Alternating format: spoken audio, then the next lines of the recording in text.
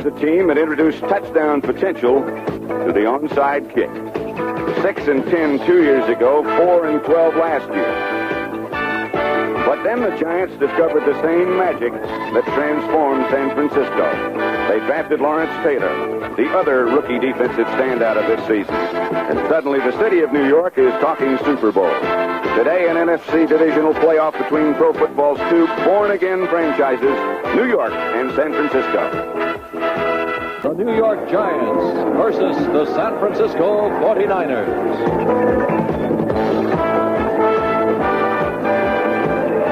Candlestick Park in San Francisco, the home of the 49ers. 49er fever, 49er mania has captured not only the stadium, but the city of San Francisco. Happy to be able to say good afternoon to you. I'm Pat Summerall. Blessedly, we haven't had any rain the last 2 days. A light mist has started to fall right now. But so far, the field is indeed in good shape as the 49ers and the Giants, two teams trying to go from worst to first. John Madden and I visited long hours yesterday with Ray Perkins and Bill Walsh, the two head coaches, and they gave us, I think, John, a pretty good idea of what this football game is going to turn out to be. They sure did. And first of all, Pat, I think that all the talk about the field is overrated because in the history of the National Football League, a field has neither won nor lost a football game. Now, Bill Walsh says that of the first 22 plays today, they will probably pass 17 times. I think it'll be a passing game for the 49ers all day. Now, Ray Perkins of the Giants says, we're going to run on it. He said, I wouldn't be surprised if we would see Rob Carpenter run the ball 40 times today. Now, that's a bunch. So it'll be the classic matchup, the run against the pass. There's the man who's talking about running. You're just looking at Ray Perkins. Joe Danello will kick off, and we'll have an early chance to see if Bill Walsh sticks by what he said. And that is to throw the football, not necessarily long, but for possession. And Danello will get this playoff game underway. Bill Ring and Amos Lawrence back deep. It'll be Ring, fumble, still on the ground. Both of them jump on it. 49er ball at their own 15. Light rain starting to fall. The 49er offense, the offensive backs and the receivers. Joe Montana coming off a great year. Ricky Patton and Earl Cooper, the runners. Solomon and Dwight Clark, the wide receivers. Charlie Young and Dan Audick. And John Ayers, Quillins, Cross, and Farnhurst up front. We'll check that Giant 3-4 defense in just a minute. The starters are Johnny Davis and Ricky Patton. Patton in motion. Montana first fires complete. That's the way they said they were going to start, and that's the way they did as Dwight Clark, the NFC's leading receiver, comes down with it. The New York defense. George Martin, Bill Neal, and Gary Jeter, the front three. The linebackers, none better. Hunt, Kelly, Carson, and Taylor. Mark Haynes, Terry Jackson, Bill Courier, and at free safety, Larry Flowers, number 37, starting in place of the injured Beasley Reese. First down, 49ers. That's Ricky Patton hit at the line of scrimmage, breaks one tackle, and gets good yardage. Broke away from Harry Carson, hit down by Gary Jeter. Well, Pat, Ray Perkins got one of the things he said he wanted yesterday. He said he would like to start on defense, so because you can set the tempo with your defense easier than offense. Perkins looking on as his team has given up one first down already and a substantial gain by Ricky Patton. As Earl Cooper now joins Patton in the backfield. Johnny Davis out. Fake to Cooper, Montana looking deep. That's Freddie Solomon incomplete, and no flags. Solomon says somebody bothered me. Courier is right back there in good shape with him.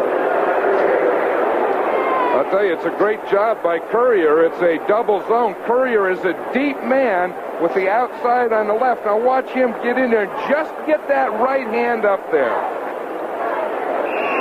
As much as anything else, I think he blocked out his vision with his hand. I think he did. He didn't really touch the ball. He just got it in front of Freddie Solomon's eyes. You're right. So it'll be 3rd and 5 from the 49er 36. First possession for San Francisco. Giants haven't had it yet. The winner to play Dallas. Lawrence Taylor on a blitz. Wide open is Ricky Patton down the sideline. Only one blocker, and Patton will go all the way. Penalty marker down. We'll have a clip up about midfield by Freddie Solomon. They'll call this one back. That's right. It was right on the 35-yard line. And Freddie Solomon made a clip there that allowed Ricky Patton to break loose. You saw Ricky Patton perhaps pointing out the man he wanted Solomon to block. Maybe he'd have been better off to leave him alone. Ricky Patton saying, all that work for nothing. We bring it back. It would have been a 64-yard touchdown. We'll hear right now from Ben Dright, the referee, and I'll give you the rest of his crew in just a minute. Ben has a good voice. Personal foul, flipping, number 88 on the offense. That's a first down. It is still indeed a first down. Solomon clipped Mark Haynes right there. There he is. He got him right from the back. That wasn't even close. That was a clip all the way, wasn't it? No doubt about it. Here's the blitz by Taylor. Watch Lawrence Taylor. I don't think there's anyone better at blitzing. He's always getting blocked by linemen now. Early in the season, they blocked him with backs, but now they're doing it with linemen. Close to midfield is Earl Cooper on that first down carry. He got about a yard before Byron Hunt was the first Giant to hit him. Scott Brunner will start when the Giants do get the ball. Looks like he's waiting for the bell to ring to go to class. He's on a park bench. A lot of poise out there. He really has. And his record indicates that the team has a lot of confidence in him. His figures don't indicate that as far as passing percentage, but everything else does. Here's the fake reverse, and Solomon goes down in the grasp of Byron Hunt. We asked about the help. I beg your pardon, it was Montana who faked to Solomon, and then down he went, a 9-yard loss. That's the thing with all those fakes. You know, they fake the reverse. If you get any penetration at all, then the quarterback doesn't have time to get the ball off. Too busy faking. 3rd and 19 back at the 41. Brad Van Pelt, I started to say a minute ago, may be healthy enough to play, and he might play some. But Byron Hunt still plays, and he's done awfully well. Jumping off sides is Freddie Solomon. Montana just retreats and puts it down the ground. That was one thing that is darn near inexcusable for a wide receiver to jump offside. The umpire is Dave Hamilton. We told you about Ben Dright. False start on number 88 on the offense. He made contact. Ray Doday, the head linesman, the line judge Jack Fetty, back judge Banks Williams, side judge Ed Ward, field judge Jack Vaughn, and the alternate 88 offense is Jack Johnson. At all these playoff games, of course, they do have an alternate official. And they also have an officiating crew that's working together for the first time. This is an all-star crew. 3rd and 24. 49ers going in the wrong direction. Mike Wilson is in the game as the 49ers go with 3 wide receivers. Montana retreats. Fires, passes, incomplete, bounces off the shoulder of Ricky Patton. And the 49ers with their barefoot kicker, Jim Miller, will have to give it up.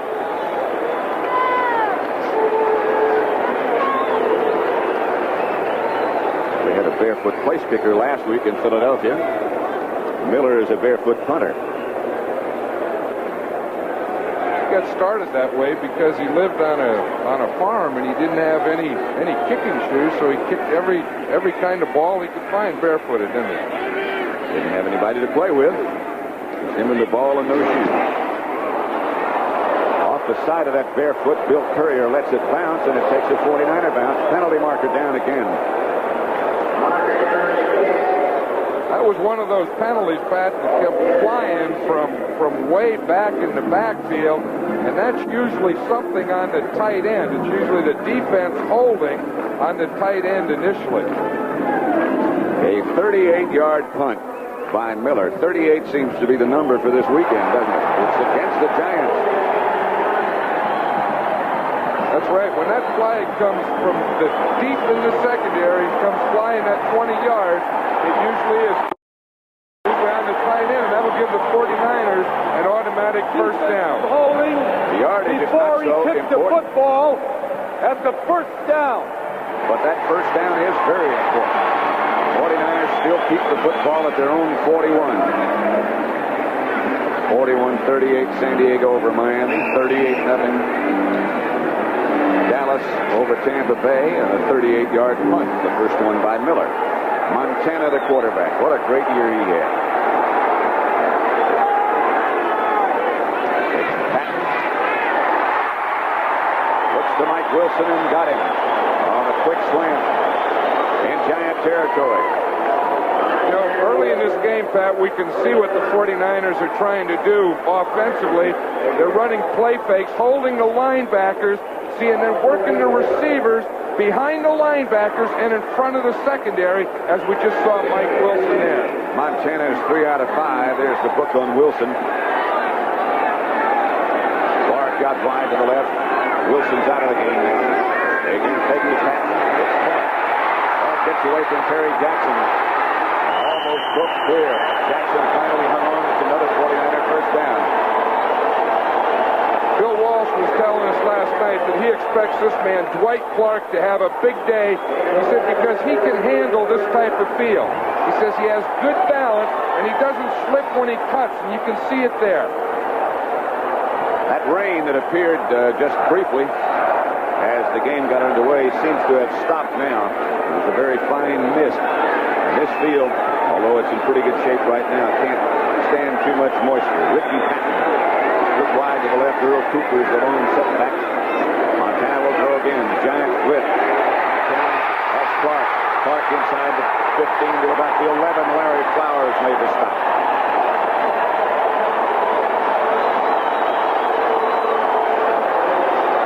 That's the favorite pass pattern of the 49ers. They have one back outside of Clark, one back inside of Clark, and he hooks right between them.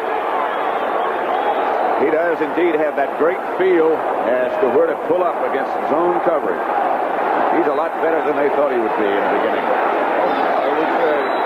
He was drafted. Bill Walsh went to work out Steve Fuller, the quarterback, and Clark was catching for him. Johnny Davis and Ricky Patton will carry. Patton down to about the 9, hit down by Byron Hunt. Well, one thing about the 49ers offensively, they never give you the same look. They always have something. They have one back in the backfield, two, motion, fake reverses. Just about everything you can imagine comes out of this group here in the red jerseys. 5.5 minutes are gone in the first quarter, and the Giants still haven't had the football. And two big plays, of course. One is the touchdown and was called back to Cliff. The other one was a penalty on the punt where the Giants would have had the ball. 2nd and 8 from the 9.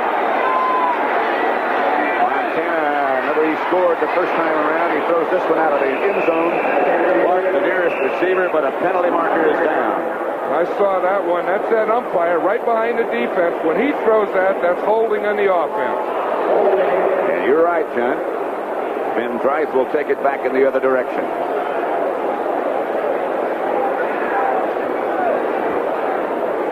Joe Montana, a quiet leader.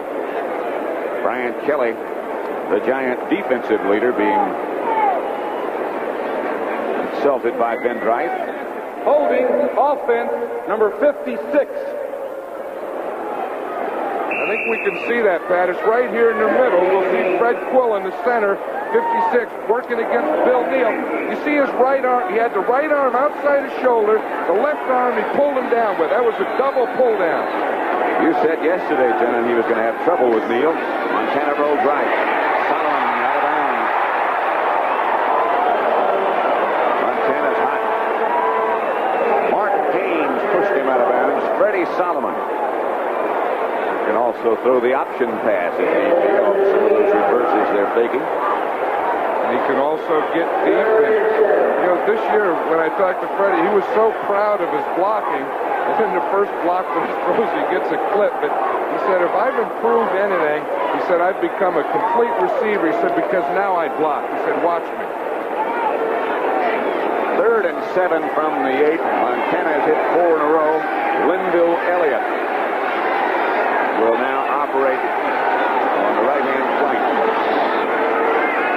Davis is the lone step back. Montana fires in the end zone. Touchdown.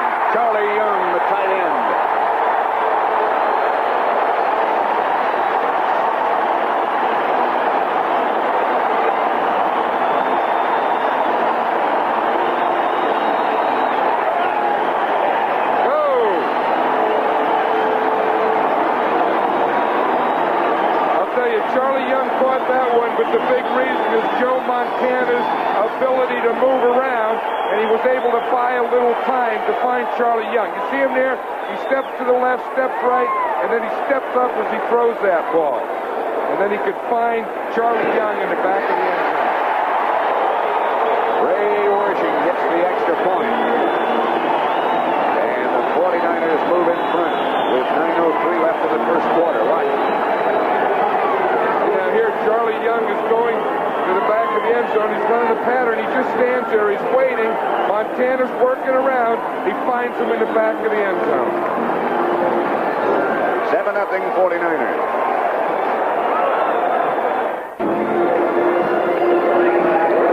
Pat Summerall with John Madden at Candlestick Park in San Francisco. That's the story of the 49ers drive. 13 plays. That was despite 30 yards and penalties that the 49ers had on that drive. Bill Sims underneath that jacket talking with Ray Perkins. Here's Ray Worshing. All set to kick off, and Leon Bright back deep for the Giants. It won't be Bright. No, it is Bright.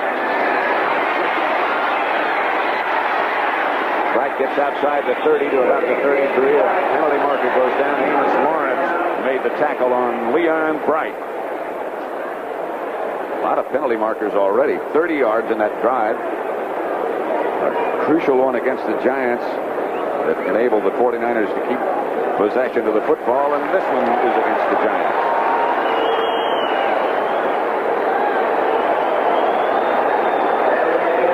Perkins looked like he was standing there in disbelief, didn't he? Sure did. You know, he didn't want this type of start. You know, he felt that if they could start on defense, set the tempo, get the ball, maybe get a little field position, but he didn't want to start 7-0. Illegal block above the waist in the back, number 56 on a run back. That's a first down. 56, of course, is Lawrence Taylor. That has to be the most popular call of this year. That illegal block in the back. That's a big. That one will win the award. Number one call of 1981 season. Mulledy, the tight end, is put wide to the right. The two wide receivers speeding on the other side. Here's Carpenter. Carpenter wrangles over the right side, outside the 25 to about the 26. Stuckey made the stop. Here's the Giant offense. Bruner, Carpenter, Perry, Ernest Gray, and Johnny Perkins. The two big backs. Mulledy starting in place of Gary Shirk at tight end. Westenard, Flack, Turner, and King. Gary Shirk had back spasms in the locker room before the game. Didn't take part in warm-ups, and we haven't seen him since. Johnny Perkins in motion. On second down again. Carpenter rams outside. About a foot or so short of a first down, it appears.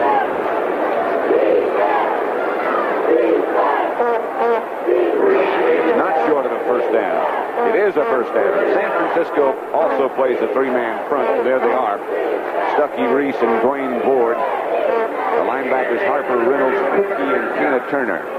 And a dandy secondary. The fabulous four. Locke, Wright, Williamson, and Dwight Hicks. Three of them rookies.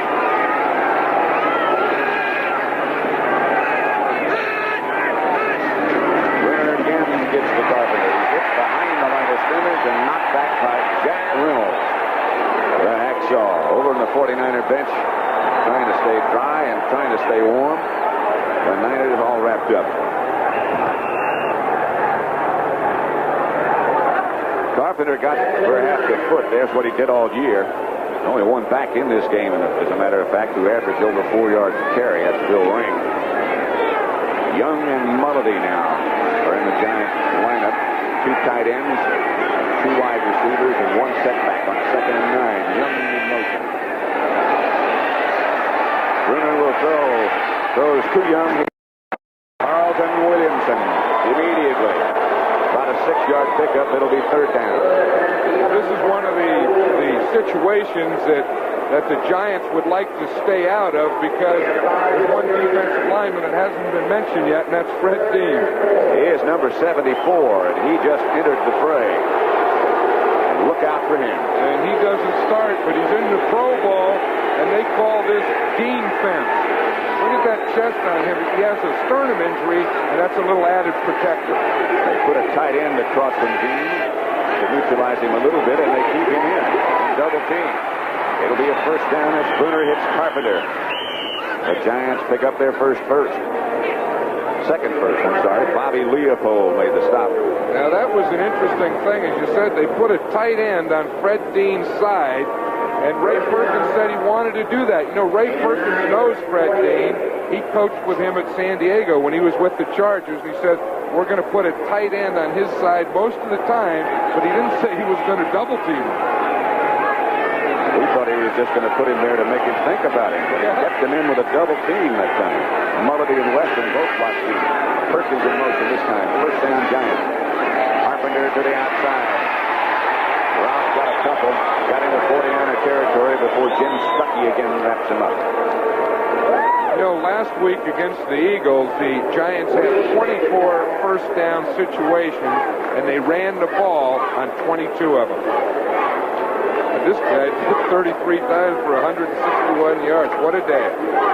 Bobby Leopold, number 52, comes in the game along with Fred Dean again. There had to be certainly two of the outstanding trades made this year by these two teams. One for the 49ers to get Dean, and for the Giants to get Carpenter. Second down and 8. Bruner looking. So it gets it to Carpenter. Carpenter hit by Reynolds. Fumble. 49ers football.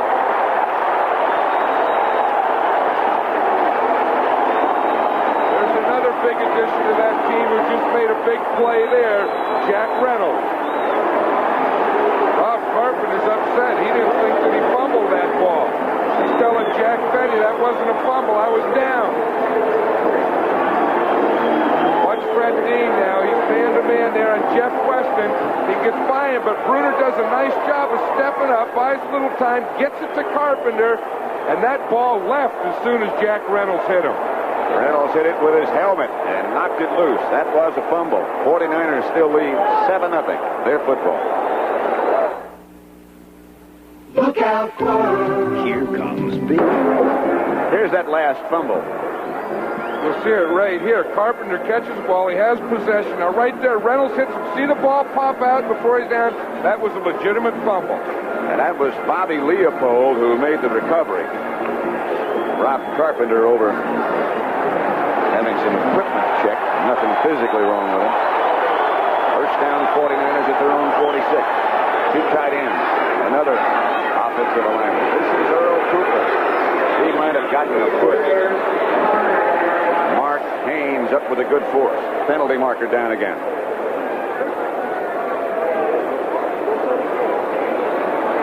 Giant is also down. They're both down. It looks like the man that made the block is underneath the man that he blocked. That's Haynes, who's down as far as the Giants are concerned. You see the clip indication against San Francisco. And Solomon is the other. I don't think he's hurt. I just think he doesn't want to move while Haynes is there. They don't know what's wrong with him. That's usually what they do. When a doctor runs on the field and they have that type of situation, he'll tell them, both of you stay there. See what Freddie Solomon does. He's the outside receiver in the right. Comes off the ball. He comes up. Haynes gets by him. Haynes is up there in good support. See, now Solomon blocked him again from behind. That was a real clip. That's the second time that Freddie Solomon has clipped Mark Haynes. They're still working on that double stack over there, and they're trying to put some of the divots back. Whipping on Solomon. It is the call indeed. Haynes took all the power of Earl Cooper almost right directly in the face mask at least, and he's still down. 7-0 San Francisco. Introducing another engineering wonder, the new 1982 Honda. That's Mark Haynes, who is back of Terry Jackson now, sitting up. And he's set up under his own power. Here's what happened to him. That's Freddie Solomon. Watch the whole thing again. It's going to be a run out here to Mark Haynes' side. He's number 36. He'll start up. He gets by Freddie Solomon. Now, Solomon should let him go.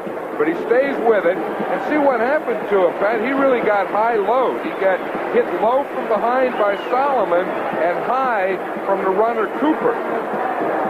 The old schoolyard trick. And fortunately, Haynes seems to be okay now. He really took a shot both in the back and in the head. This was probably a shot in the head from Cooper more than the one from behind by Solomon. Place has been taken by Mike Dennis. Another guy who hit you. First down, 49ers, Montana to go right to work in that direction. Right. And Dennis makes the stop on Clark. Well, it didn't take Joe Montana long to figure out who Mark Haynes' replacement was. Watch this. He puts Dwight Clark over there in the right side, has him running out. You see now Mike Dennis is playing too far off. There he comes into the picture after Clark had made the reception. Johnny Davis goes in, and Earl Cooper comes out. Dennis is going to play that far off. They're going to have to make a defensive adjustment. 2nd and 9 for the Giants. Here's a handoff to Ricky Patton, hit by Bill Neal as he gets just to midfield. There's John DeSiegel. Haynes underneath the hood. Joe Montana. What a start he's had. He's hit 8 out of 10 passes. He already has 127 yards, and he's hit his last 6 in a row. Time remaining in the first quarter, 4:02. 49ers pretty much dominated this first quarter at least. Ricky Patton and Earl Cooper behind Montana. Montana going deep. And intended for Cooper, swinging out of the backfield. Back there with him was Brian Kelly, and coming over, Mike Dennis as well. That's the other pattern that the 49ers love against double coverage. When they double to the outside, the corners rotate, the safeties rotate outside. That leaves the middle open, and Joe Montana always tries to get deep on that coverage. He's just saying over there, I had him. I had Earl Cooper. But Brian Kelly did a nice job of covering. Here's Jim Miller. And Leon Bright back deep for the Giants. Also back deep, Brad Van Pelt on one side and Bill Courier on the other. Works off the side of the foot of Miller. Leon Bright comes up quickly. Gets outside the 25 to about the 27 where the Giants will take over. With 3:35 left to play. And the first quarter at Candlestick, Dan Bunz is the man who made the stop on Leon Bright.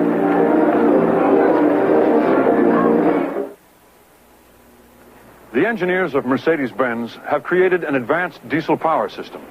Its heart, this compact turbocharger. And this system has just transformed 2 more diesels into high-performance turbo diesels. Mercedes-Benz unleashes the 300D sedan and the 300CD coupe. Now with 45% more power. The 300D sedan and the 300CD coupe. The 2 newest turbo diesels from Mercedes-Benz. You'll probably think I'm old-fashioned, but I don't believe in taking a lot of medications. I'm very careful about the medicines I keep at home. That's why we use Tylenol. You know when I was first given Tylenol? In the hospital after my son was born. And it really worked. And Tylenol is the pain reliever hospitals use most. That means I can really trust Tylenol. For relief you can trust. Trust Tylenol. Hospitals do. Tylenol in regular and extra strength. Monday on House Calls, Peckler picks a new assistant, but will Charlie be the winner when his old flame turns out to be the pick of the litter? Maybe this is his idea of germ warfare. Monday. Giants have the ball 1st and 10 at their own 28. 49ers leading 7-0. 3.5 minutes left first quarter. Leon Perry and Rob Carpenter, the 2 runners. Perry gets his first carry of the day, and it turns out not to be too healthy. Wayne 49er takes him down. See, one thing, that 49er defense is really playing tough against the run on first down. Those are the rankings in the NFL. Philadelphia number 1. 49ers second, the Giants third. The turnover ratio, you can see the playoff teams involved in that. The defense also helps consider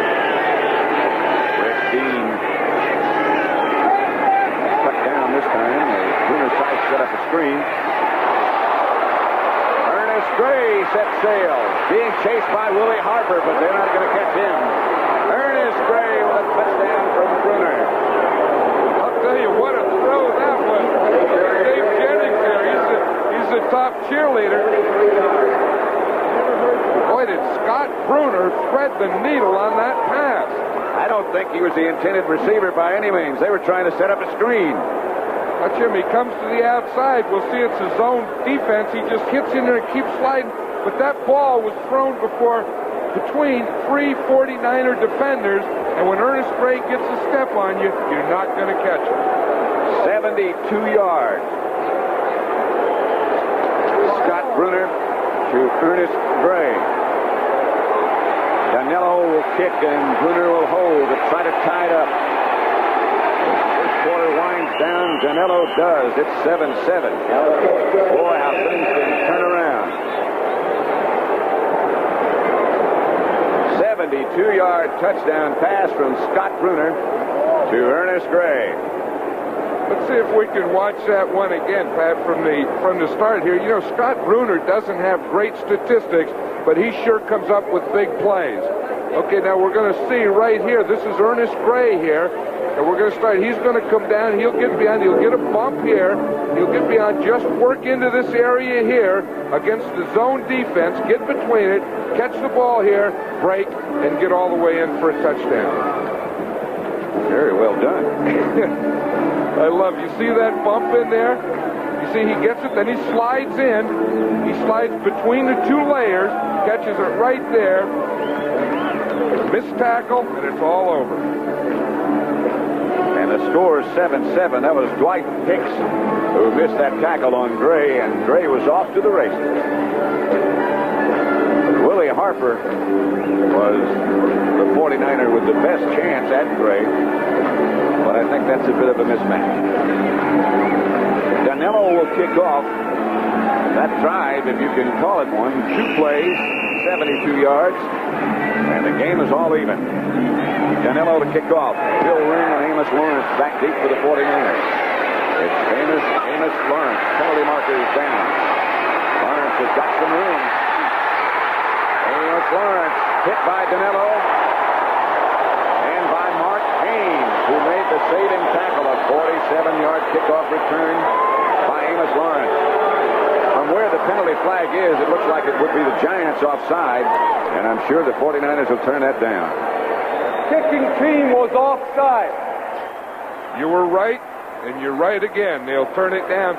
You know, Amos Lawrence was also acquired from the San Diego Chargers. The Chargers have been very good to the 49ers. They got Fred Dean. They got Amos Lawrence. Offside, decline the penalty. It's a first down. I'm sorry, Ben. Ben talks twice. I mean, he tells you twice what those plays are. But the third player is the starting left tackle, Dan Audich. And the 49ers have it in good shape. At the Giant 48-yard line, Cooper and Patton, the 2 runners, or the 2 setbacks. Solomon has the pass completion. Mark Haynes is back in the game. He was a little bit off Solomon as well. That's one thing. I think the Giants are going to have to start getting up a little tighter or a bump on these outside receivers, because we can see Solomon there. He runs unmolested the whole way, catches the out, and they're really giving big cushions to these outside receivers. Perhaps you saw at the end of that replay that number 10 is in the game now. That is Brad Van Pelt. And Haynes is back as well. Tight ends for the 49ers. Ricky Patton, the ball carrier. No place for Ricky to go out there. He drops the football. Drops on it. And George Martin drops on top of him.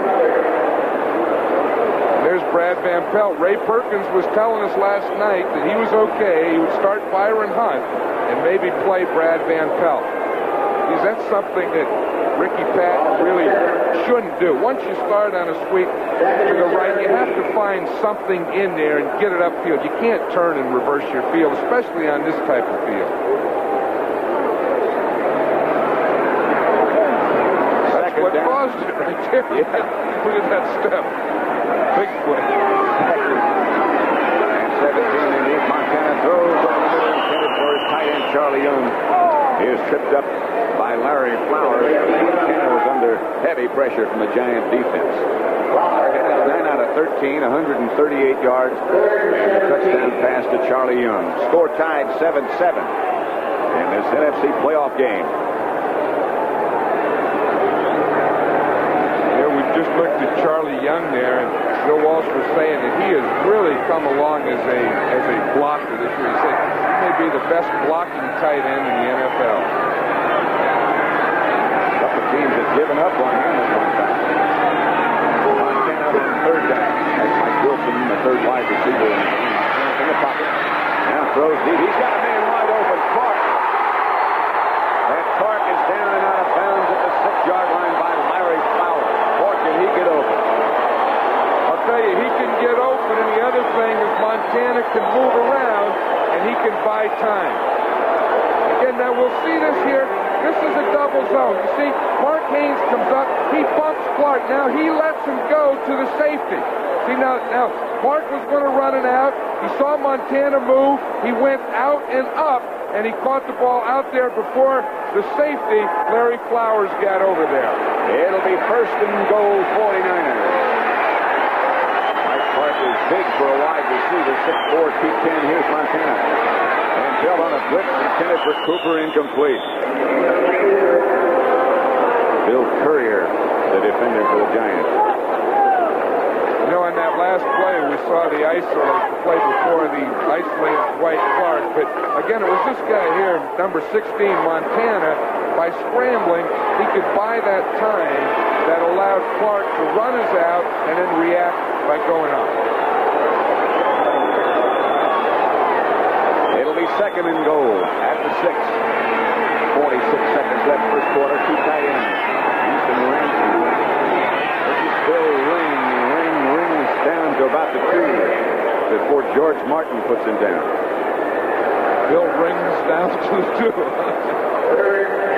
I'll tell you, they like this guy. He's a first-year man. He's only 5'10". He weighs 215 pounds. Played at Brigham Young.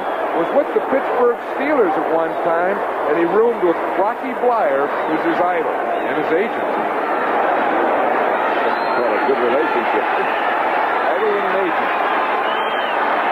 Third down and goal from about the 3. This is Ring again. Van Pelt wraps him up at about the 3. The rain starts to come down a little bit harder now.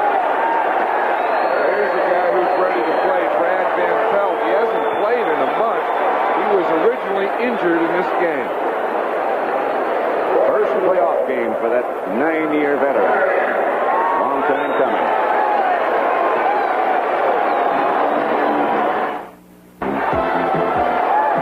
Montana will hold at the 11-yard line. This will be a 21-yard field goal effort by Ray Worshing. Montana hands high snap and Worshing gets it through. 49ers, he takes the lead. That was the first play of the second quarter. Worshing makes it 49ers 10, Giants 7. Worshing kicker from Montana did a great job of getting that high snap and getting it down. Perkins looks a little disgusted at the moment. He always looks that way. Watch his snap here.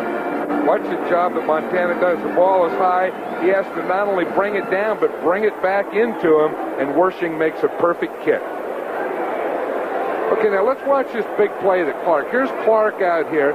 Now, the Giants are going to be in a double zone. Haynes will come up, react here, get a bump here. Flowers is supposed to be the outside man here, but he is influenced by a back coming out of the backfield that keeps him in here. Clark gets by the bump, starts out, sees Montana scramble, and then runs up. Let's watch it.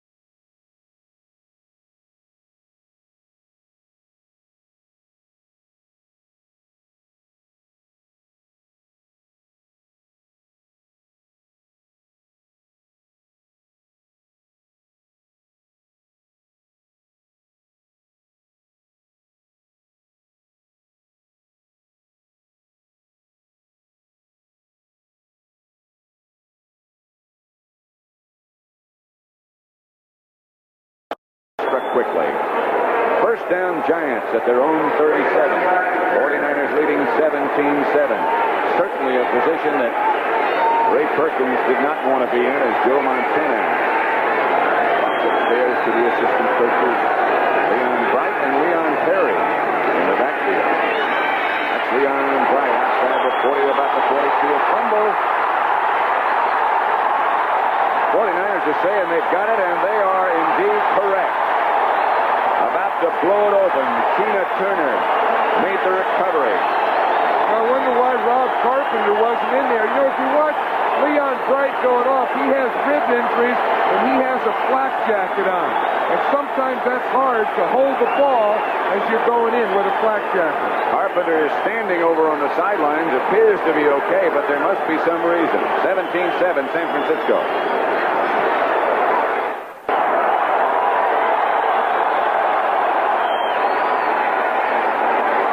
First down, 49ers at the Giant 42. They'll go for more quickly. Down the middle, complete. Charlie Young taken down by Flowers. First down. Inside the 30 to about the 28. Or they strike in a hurry. Mike Wilson enters the contest along with Mike Schumann. I think this is a very important series right here for the Giant defense, because if they allow another score here, that may be too much of an uphill battle for them. It may be as the rain continues a little bit. 4 wide receivers in the game this time, a formation we heard about yesterday. Montana looks left, throws right. Solomon taken down immediately. I think there may have been more wide receivers than that, because Freddie Solomon and Dwight Clark were in the backfield. Freddie Solomon came out of the backfield to catch that ball from the halfback location. They had Schumann, Wilson, Clark, Solomon, and Young all in the game at the same time. But you never know where they're coming from. That's what Bill says. He says we want to kind of hide them so they can't plan what we're going to do. Come at you with a lot of weapons. Ricky Patton and Earl Cooper now the setbacks. Handoff is to Patton. Patton to the outside. Steps out of the hands of Marcanes and scores. 49ers on the roll.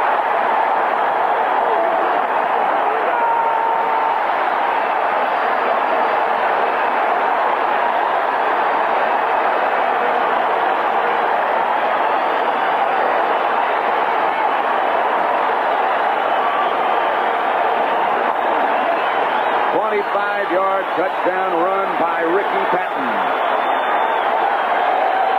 I think if we watch this again, it was like a tackle trap. We see the outside, number 61 there. Dan Audick pulled and made a nice block that sprung Ricky Patton to the outside.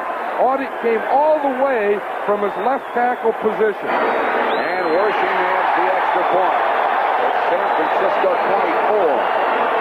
The Giants 7, and we still have 10 minutes and 24 seconds left to play in the first half of this playoff game. 49ers rolling. That's Ricky Patton, who's wearing the glasses. 5 rushes, 28 yards, 25 coming on that touchdown run he just made. He's also been with a couple of other teams and found a home in San Francisco. Bill Walsh has done an outstanding job of bringing all these people together, hasn't he? He really has. That's Mike Dennis this time instead of Leon Bright. Knocked down at about the 18-yard line by Rick Jervis. Well, let's see if we can watch that touchdown play again. Pat, it was really interesting. Charlie Young right here, the tight end, gets a good block. But the big one is the left tackle right here, Dan Audick. Now, most of the time, guards pull, but we're going to see Audick pull all the way across, and right here at the point of attack, block 2 people. He comes all the way, boom, he gets 2 right there, and that's what sprung Ricky Patton. We come back live and watch the Giants operate with Rock Carpenter, the runner. He bangs for about 5 before they push him backwards, led by Archie Reese, a nose tackle. You know, one big thing for the 49ers now, with a lead of 24-7, the running of Rob Carpenter isn't as important to them. But with a much time left as there is, and your Giants, really, it's not time to panic yet.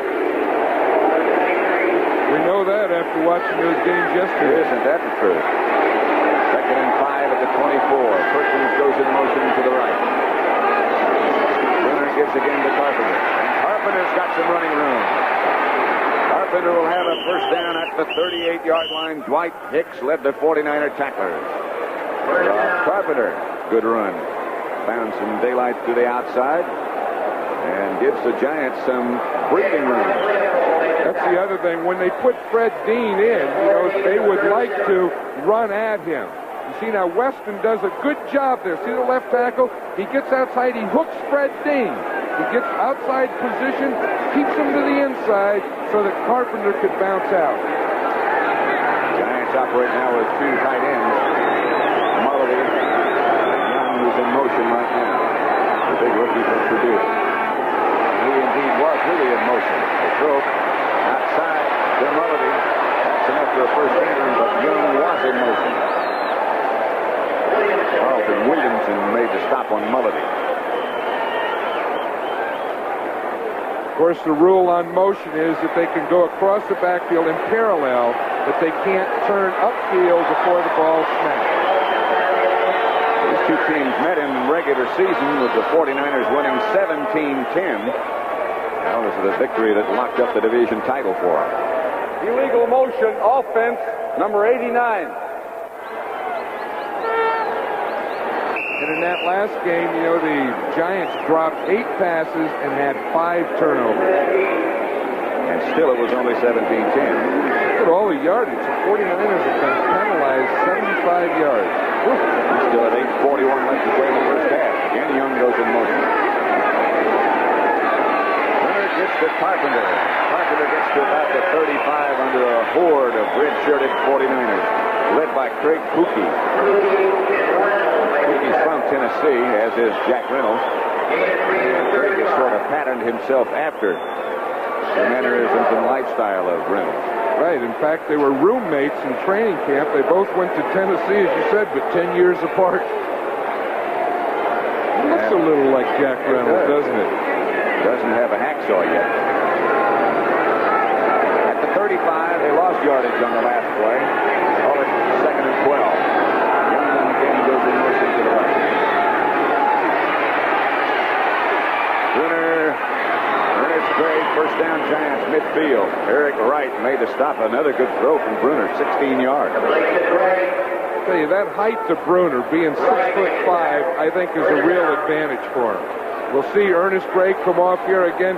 He's working on Eric Wright. He just runs a little in, gets up in the air, and makes the catch before Wright can get there. Jeff Weston's doing a good job on Fred Dean. Watch the pass protection here. He gets that right arm in there, stays square, keeps battling, stays between Fred Dean and the quarterback. Here's Carpenter. Good yards. Rob banging down to about the 44. Dwight Hicks again made the tackle. Talking about Jeff Weston. He's a guy who sort of just made himself into an offensive tackle. Made himself a different looking individual entirely with a work program. Right, he was originally a defensive lineman. In fact, he was drafted by the Miami Dolphins. He was a defensive lineman, played some defensive lineman for the Giants. Then they moved him to offense, and he changed his entire body. You can see by that mix-up with Dean a minute ago that he's got a considerable amount of upper body strength. Here's Brunner back to throw, and throws quickly. Young had it, dropped it. 49ers all around. Craig Pookie, number 54, was there, and so was Jack Reynolds. The two roommates, 54 and 64, right back there together. Now there's a real linebacker, Jack Reynolds. He's been in the playoffs 9 years in a row. What an amazing guy. That may be an all-time record. Look at those eyes. You don't think those are the eyes of a linebacker? Don't smile, Jack. Yeah, that's good. Don't ruin it. Especially not on game day. It's all over. 3rd and 5 at the 44. Out of the shotgun is Brunner. Leon Bright. One of the setbacks. Dean goes down under Weston. The pass is caught by Johnny Perkins. Another Giant first down. Brunner threw that one a little bit behind, but really on the line. Since Bruno, I have the feeling that the Giants are doing more things. Here they have the shotgun, they have a lot of motion, different things, but you see how that height helps? Stands back there, he can see over that line. Another thing that helps is that the offensive line is doing a superb job of pass blocking. First down, Giants at the 49-30. That's Gray in motion this time. Brunner takes the Carpenter. Looks at Perkins. Is throwing for Young. Tina Turner had great position on the big tight end. Didn't even let the move upfield. Look at Scott Brunner there, Pat. He's complaining to that official that he was bumped, that Young was bumped when the ball was in the air. That's good. I like a feisty quarterback. They got to get in. Show some emotion. A little argument. That's good. Nice face mask. Scott Brunner's father, if you don't know, offensive backfield coach for the Detroit Lions. So he's been around football for a long time. Second and 10. 30, Brunner drops again. Blitz is on. Brunner throws. Pass intended for Tom Mulledy. Bounced out of his hands, very nearly intercepted by Carlton Williamson. 27. Watch it right there. There's Carlton Williamson there. Just as the ball gets there, Carlton Williamson is tackling Tom Mulledy. I said earlier, I think since these new rule changes, that coverage has to change in this league. The way to do it now is you let them catch the ball, and just as they catch the ball, you hit them. I think this 49er defense does that as well as anyone. If you do anything before that, the yellow flag goes down. Three wide receivers. Watch Fred Dean, number 74, at the bottom of your picture. Runner throws high. Dean put the heat on him. Johnny Perkins, the intended receiver. We'll see Danello now. Lynn Thomas, also the defender, the extra back for the 49ers. Danello. Sometimes a treacherous field like this, and it is a little slick. Can hurt not necessarily the right foot so much of a place kicker, but the left, off which he drives as he kicks. If the Giants had a fake field goal, I wouldn't be surprised to see it right here. They have one. They've tried it a couple of times during the year. In fact, we saw them score a touchdown against Green Bay on a fake field goal. That's no fake. That's good. He pumped that one right through. There was no doubt about that one. Whap. 45 yards out for Danello. The 49ers only had 10 men on the field, but that doesn't make any difference. We'll keep that.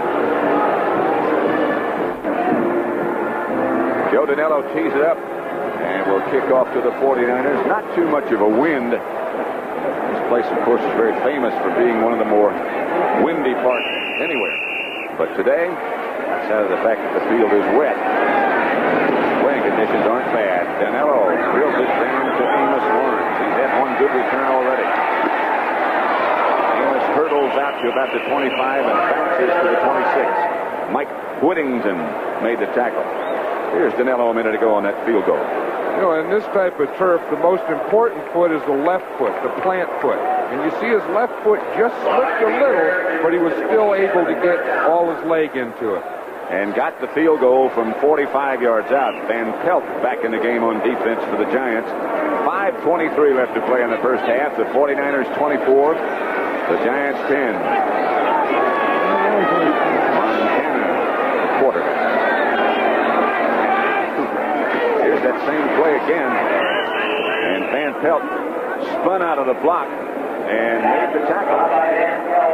That was the touchdown play of a few minutes ago. And the difference that time, that Van Pelt got across the line and upfield instead of staying on the line. On the touchdown, the side was on the line. Now you see Van Pelt, he got up across into the backfield and took that block on. Difference was that was Ayers, the guard, who pulled on that play instead of Audick, the tackle from the other side. And up for the 12. Pumps, throws, as Solomon chased by Brian Kelly, but it'll be a 49er first down at their own 45. know, Steve DeBerg a year ago was the starting quarterback for the 49ers, and the reason that they changed to Joe Montana is that he can move, and he did this time. Again, he bought a little time by his movement, and that allowed Freddie Solomon to find a hole in that zone just on the other side of Brian Kelly. The two wide receivers, Clark and Solomon, both have caught passes for 100 yards. Woo. Good day's work already. Hand off quickly to Earl Cooper. Cooper saw some running room, but is brought down by Haynes after he picked up maybe two. Well, the one thing I think that the Giant defense, especially on second and third down, they have to stop ignoring the run fake. That's what the 49ers have burned them with earlier. That was the long pass to Solomon off a run fake. Not a bad half for Montana. Second down, 8 at the 47. Motion with Young. Montana has Solomon again. Just very near a first down in Giant territory. Kelly and Van Pelt converge. Let's watch Lawrence Taylor blitz here. Now again, he's getting blocked by linemen, and we'll see Ayers, the left guard, pulls out to block Taylor, gets him and stops him right there. And Patton came over to help. Ayers might have got a little of Taylor's face mask as well. I think so. You know, early in the season, running backs used to try and block Lawrence Taylor when he'd blitz. And now it's guards and backs and tackles, and he's getting blocked by everyone. Third and short. Two tight ends. And Cooper. Cooper breaks into the Giants secondary. Earl Cooper inside the 30 to about the 26. Larry Flowers finally made the tackle on big Earl Cooper. I'll tell you, John Ayers made a great block on that one. He pulls out from the left side, his left guard. You see him pull there right on top of the screen. Now watch the block that he gets there on Harry Carson, and that springs Cooper to the outside. Then he gets another block by Ricky Patton. There's a good block on that side on Lawrence Taylor also. I didn't see who got that, but they twisted him inside pretty well. 2-minute warning in the first half at Candlestick. 49ers leading 24-10 over the Giants. The preceding message was furnished by the National Football League. Pat Summerall with John Madden. See the book on the Giants for this very successful year that they've had. Montana's career best, by the way, is 287 yards. He's done that 3 times.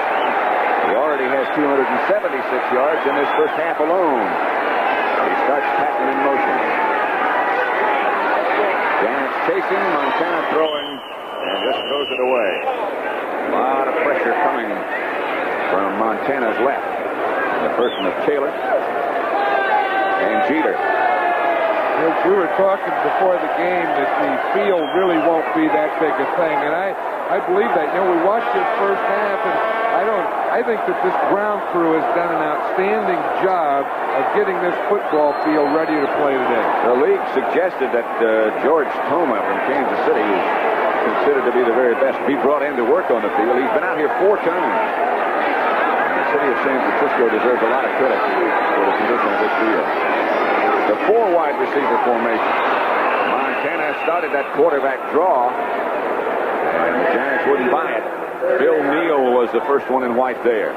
Joe Montana dropped back, and he stops. And watch him here.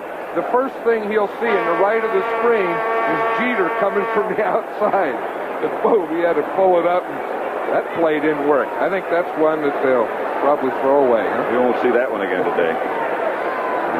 Coach Walsh's list. That's an interesting thing. It is. You got to explain that in a minute. Minute and a half left in the first half. Patton Cooper. Montana again drops. And again he's under pressure. Van Pelt gets away from whoever was blocking him. And it was Eason Ramsey. It was good coverage downfield. Montana couldn't find anybody. And Van Pelt took him down. I think the big thing is the Giants get the 49ers in second and long and third. make any sense, and they can just tee off on the pass rush. Wershing comes into the game. Van Pelt trots over to the side on 4th down. Back at the 32, 4th and 16. This could be a 49, make it a 50-yarder by Wershing. He can kick him that far. That might get there, and then again it might not. Wide to the left and not quite far enough. Don't forget, next Sunday, one of these two teams will play the Dallas Cowboys, who trampled Tampa Bay yesterday with a score of 38-0. It'll either be the Giants in Dallas or Dallas at Candlestick. Well, those Cowboys looked good yesterday, didn't they? Wow. They looked like a machine. 49ers resemble that machine today, don't they? They look like a machine today. See what happened to Wershing's left foot. That's the most important foot. You see, he looked like he was sliding into second base. And good slide. Yeah, it was nice. He had his head up, foot out. But when that left foot slips, then you can't get everything into it. First down, Giants, and 10 at their own 32. They have all 3 of their timeouts remaining. 49ers have 2. Brunner starting right to work. Throws low and behind Mullity, the intended receiver. He hurried that one a little bit. Clock stopped with 44 seconds left to play in the first half. Carlton Williamson, the defender. I think he hurried that one a little because the right outside linebacker, Tina Turner, was awfully close to him. So it'll be second down 10 at the 32. 49ers leading the Giants 24-10 as we wind down the first half. Cincinnati beat Buffalo earlier today.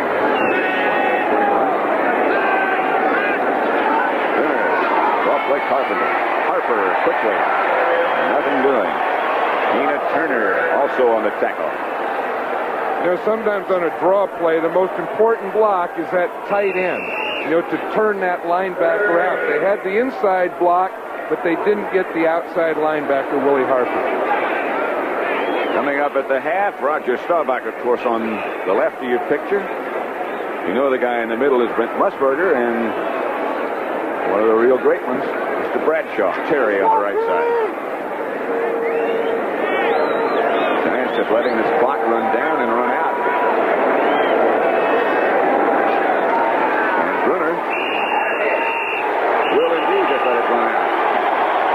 And the 49ers will depart the playing field at Candlestick Park at the end of the first half, leading by the score of 24-10, and they have looked very sharp. Ray Perkins and his Giants headed for their locker room.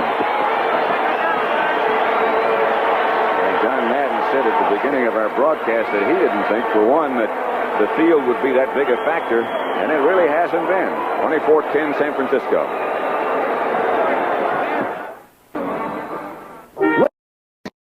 Signs announcing the best gap. Ray Wershing will kick it off in the second half for the 49ers. San Francisco leads 24-10. Leon Bright fronts over, finally fields it, drops it, and now Bright will start upfield. Taken down at about the 10-yard line by Mike Wilson. Let's check the first half statistics. What a first half of passing Joe Montana had. Look at that, 263 yards. That almost equals his best ever for a game. But again, that big one, look down there at the bottom. 3 turnovers for the Giants, none for the 49ers. They'll start way back deep in their own territory, the Giants, I mean. They trail 24-10. First and 10 at the 11. Here's Rob Carpenter cutting to the outside and cutting him for about 6 outside the 50. Stopped by Dwight Hicks. Giants touchdown came on a 72-yard shot from Scott Brunner to Ernest Gray. The 49ers, a pass from Montana to tight end Charlie Young. A 55-yard bomb from Montana to Fred Solomon. And a 25-yard run by Ricky Patton. 2 tight ends for the Giants. Mullity on the right. Young on the left. That's Perkins in motion, however. And it's Carpenter with the ball. out to 19, Dwayne Ford. You look at one of the bright minds in football anywhere, Bill Walsh. I tell you, he's sure done a job every place he's been. You know, he was an assistant at Cincinnati, developed Ken Anderson there. He was an assistant at San Diego where he had Fouts. He was a head coach at Stanford, and now the head coach of 49ers. He's done an outstanding job wherever he's been. Great admirer of the great Paul Brown. Paul Brown's had a lot of influence on Bill Walsh's coaching. Leon Perry and Rob Carpenter, the two running backs, the two big backs. Carpenter takes her.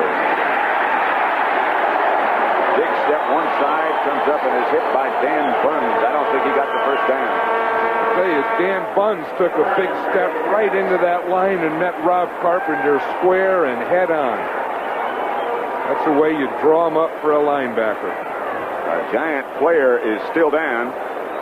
They'll probably measure, and here come the sticks in to see if he did get the first down. It looks a little bit short.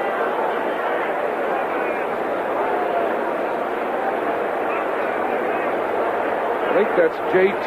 Turner that's still down, Pat, the right guard of the Giants, and you're right, it is short. And we'll see for the first time today, Dave Jennings. J.T. Turner still down. Jennings, the Giant punter, of course, one of the best. Didn't have to punt it all in the first half. You know, at halftime, when the teams ran off the field, Jennings went out to check the field to see what the footing was like because, as you said, he wasn't on there for the entire first half. Blessedly, the rain that was misting down earlier in the day has stopped. But it really started to get cold at Candlestick, and the wind has picked up a little bit. It was 49 degrees when we came out here this morning, but it feels colder than that. J.T. Turner played in the World Football League, came to the Giants, and has done a good job. Back deep for the 49ers. Freddie Solomon, number 88, and Dwight Hicks, number 22. Jennings standing at about his 6.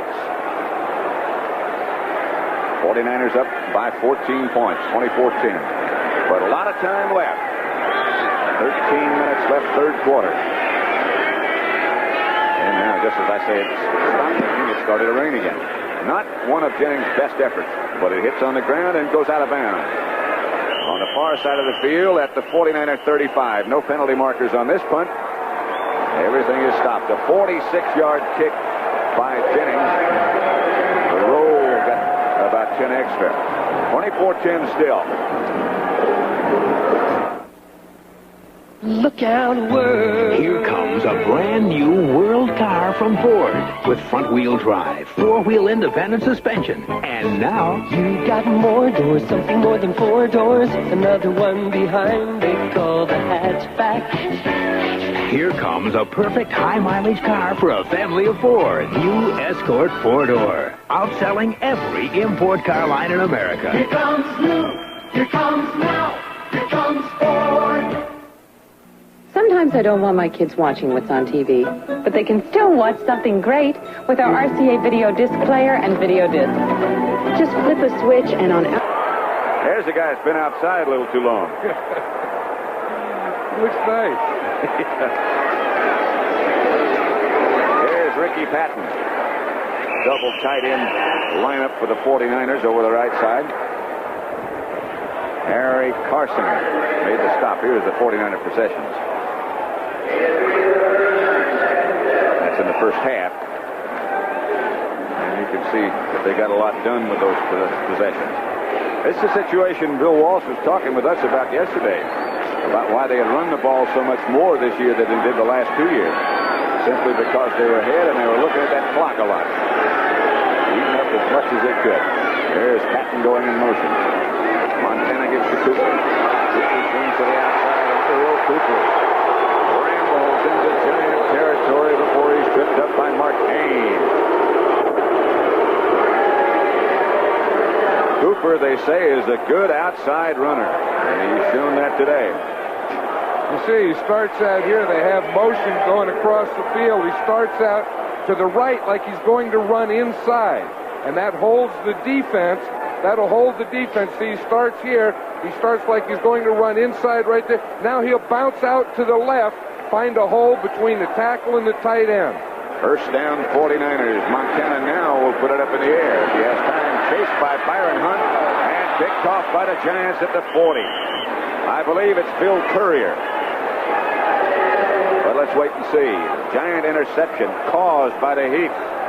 Montana let one go that he shouldn't have thrown. Courier comes up with the interception. That's the first turnover by San Francisco. And that could give a little morale boost. Let's see, we'll see Montana start back here. Then he's going to be flushed out to this left side. You see, it's good coverage. He couldn't find anyone.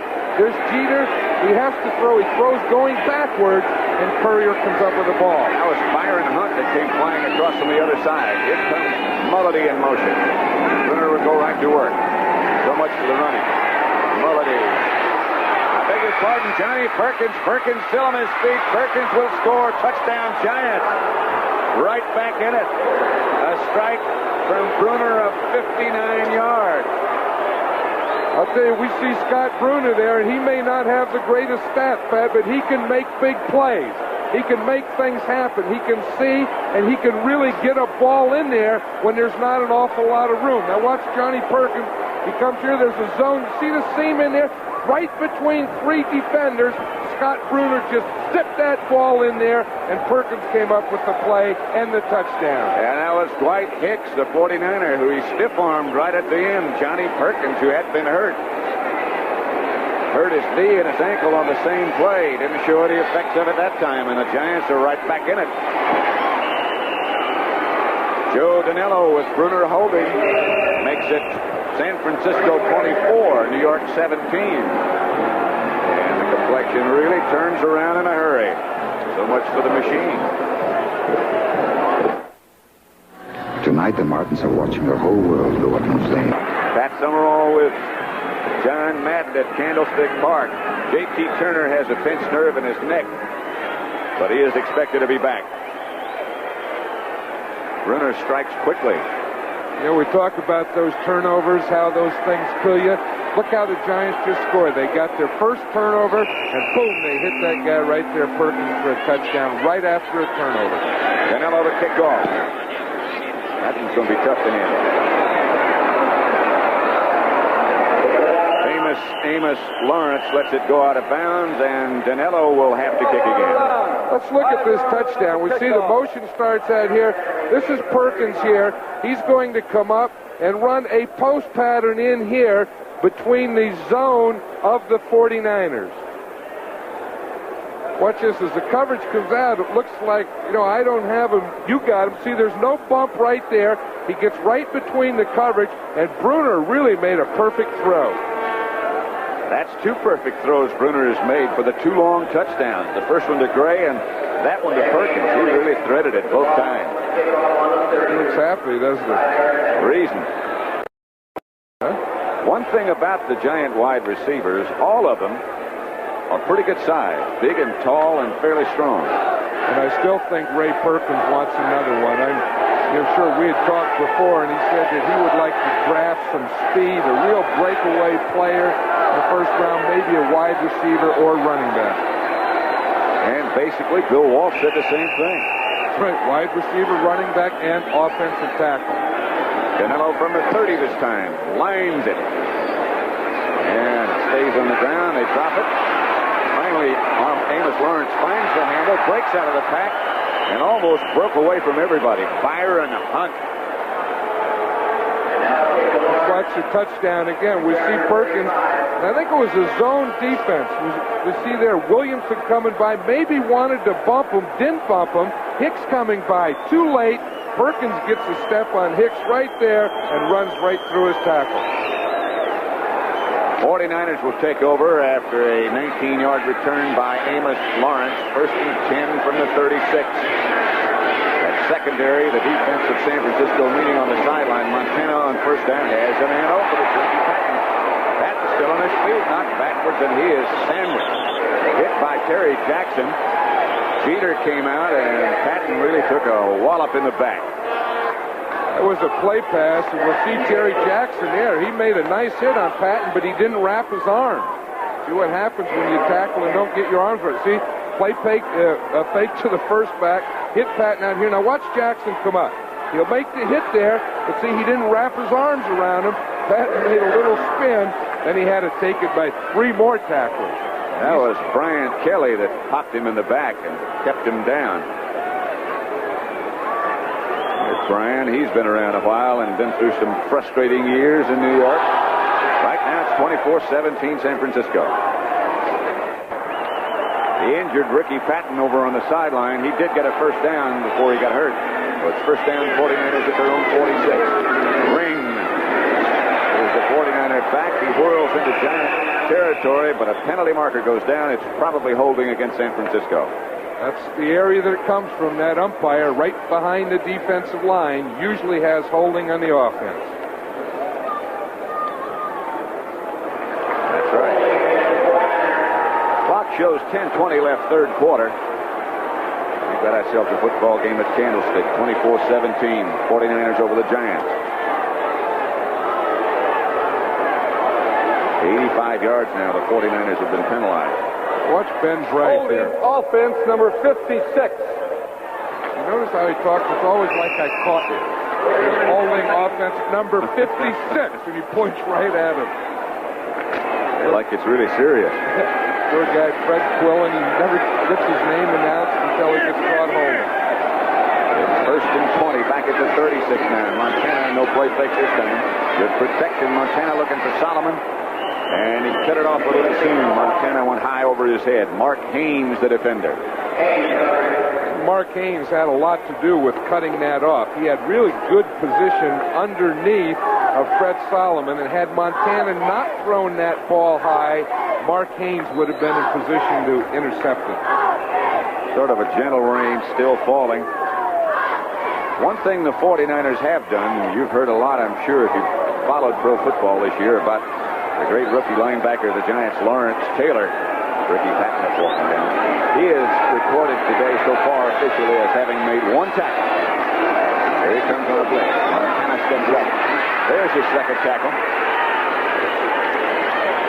Maybe that's what Lawrence Taylor needed, Pat, was you to say that he's only had 1 tackle, because he comes in now and not only makes the tackle, but it's a big sack. Now watch him coming from the outside here. They'll pull the left guard out on him, John Ayers, you see? Now, he's strong enough, Taylor is, to take on that block of a guard up above, pull him off, and still get to the quarterback. You're not going to block him by keeping a back end on him. No way. Nobody's done it all year. You've got to have a big guy. It's third and 23 at the 33. Taylor drops off this time. Montana sets up a screen pass in that direction. Taylor makes another tackle. Very nearly, Linville Elliott was the receiver. Harry Carson came over to make sure that he finished the job that Taylor started. You know, years ago, that was the big thing that you do. After someone would make a sack, you would run a screen play right at him. And that's what they do. And we see Dan Audick, the left tackle, pulled out, got in front. Taylor took him on and still stopped the play. The barefooted Jim Miller will punt. Leon Bright back deep for the Giants.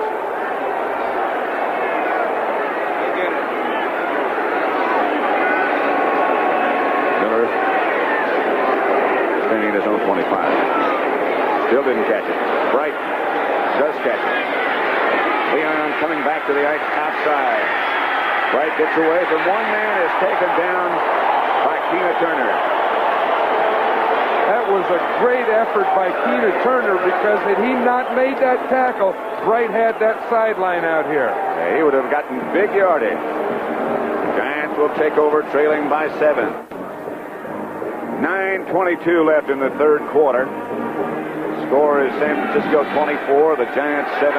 Giants have the ball at their own 29. They line up again with 2 tight ends and 1 lone running back, and that running back is Carpenter. They converge on him quickly. Carlin Williamson and Willie Harper. Nothing doing for Carpenter. And I tell you one thing that the 49er defense is doing a good job of against Carpenter is staying on the line of scrimmage. They're not over pursuing and allowing any cutback lanes. Carpenter got 2, so make it 2nd and 8. Make it 31.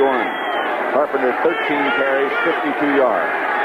Once again, he is the lone setback. And Young comes in motion to the right. Still no Gary Shirk. Bruner. Young. Can't hang on. He had enough for the first. Carlton Williamson was the nearest defender. Lawrence Taylor over on the sideline. Hey, that's about as good a throw in that situation as you can make. That's the second one that Young has dropped from Scott Bruner. In comes Brett Dean and Lawrence Pillars to the 49ers defensive alignment, and they'll play a 4-man line. Dean shifts over to the right side. Giants operate from the spread formation with Perkins in motion. High snap, but Bruner's high too. And he throws. Ernest Gray has it. That'll be a first down. Gray still on his feet. Ernest Gray gets around the outside. Good block. Gray out of bounds at the 49ers 39. Johnny Perkins with that good block. Perkins did make a good block. He was out in the pass pattern himself. After that, he sees Gray catch the ball, and he comes back and makes the big block that springs him. Now watch here. We see Carlton Williamson going out. He should have gotten a bump in there. He didn't. You see now Scott Bruner finds him. There's a missed tackle right there. Now watch Perkins make the block. It's going to come up right there. Boom. He picks him off and allows Ernest Gray to make another 10 or 12 yards. As Lynn Thomas, he blocked, and notice that Perkins got his head in front. First down, Giants at the 49-39. Bruner will work again. Steps up pocket. Ball goes down on the ground. Giants motioning, we got it. But they'll unstack. 49ers saying, we got it. Well, it'll be interesting because whoever has it, now if the arm is going forward, it's an incomplete pass. If the arm is not going forward, then of course it's a fumble. I want to see that again because I thought the arm did start forward. The officials still haven't said which direction it's going. They're saying Giants now. Oh, Scott Bruner down there in the wrestling match with Lawrence Pillars. Watch his arm. That's it. Now he starts forward, he pumps. It's really hard to tell, but it looked like his arm was going forward. The Giants recover it, but that may not have been a fumble. I think it was a forward pass. I do too. Nina Turner was in the battle, and he's the one who hit Bruner. It'll be second down and 11, no matter what we think. Here's Bruner this time with good protection. He has a receiver, Young, and that should be, with that last lunge, enough for a first down. Jack Reynolds was out there with him. I'll tell you, Young caught that one. We said he'd dropped 2 on Bruner already, but he gets this one. We have him isolated here. He comes in motion across the backfield, waits for the ball to be snapped, and now he gets upfield. Turns and runs the hook and come back to it now. Come back. Keep it low. That's it. Good. That's good technique. Potential target. He's 6'6", about 240. Maybe a little bit bigger than that. No. Now, Ben will go back and look up at us and tell us how much they need. They always do that.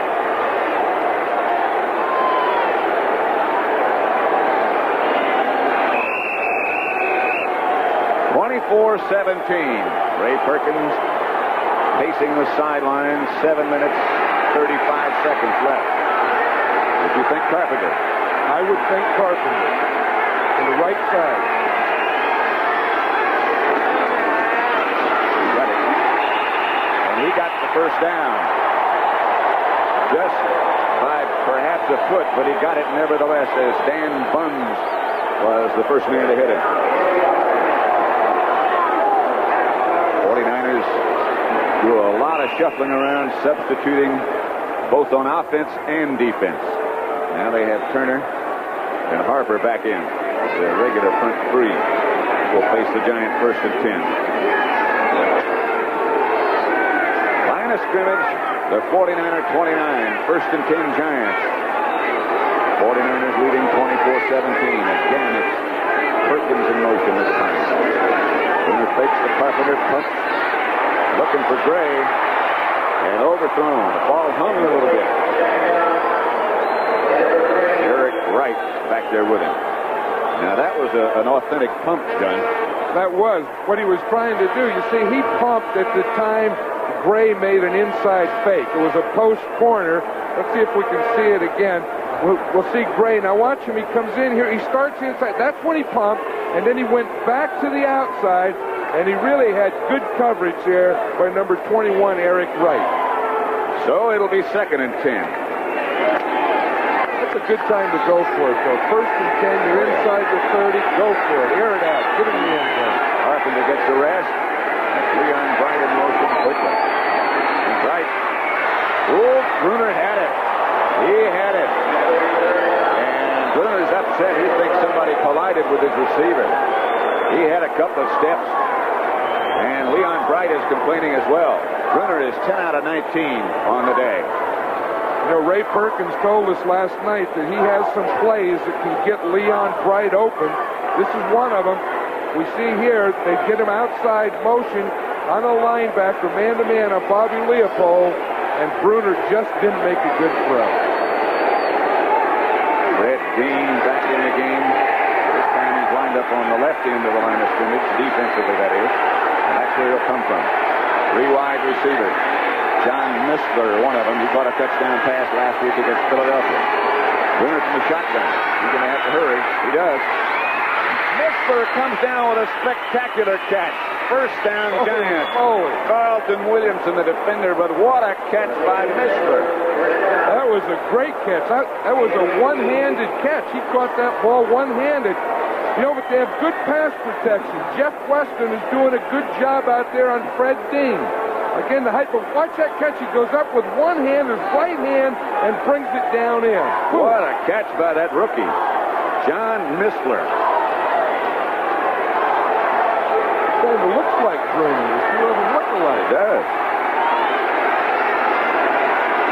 First down, Giants at the 49 or 11. Carpenter back in the game. They go with the 2 tight ends again. And the give is to Carpenter. And Robb is down to about the 6, perhaps the 5, before he's tripped up by Keena Turner. They can make a first down without scoring. They'll have to get inside the 1 to do it.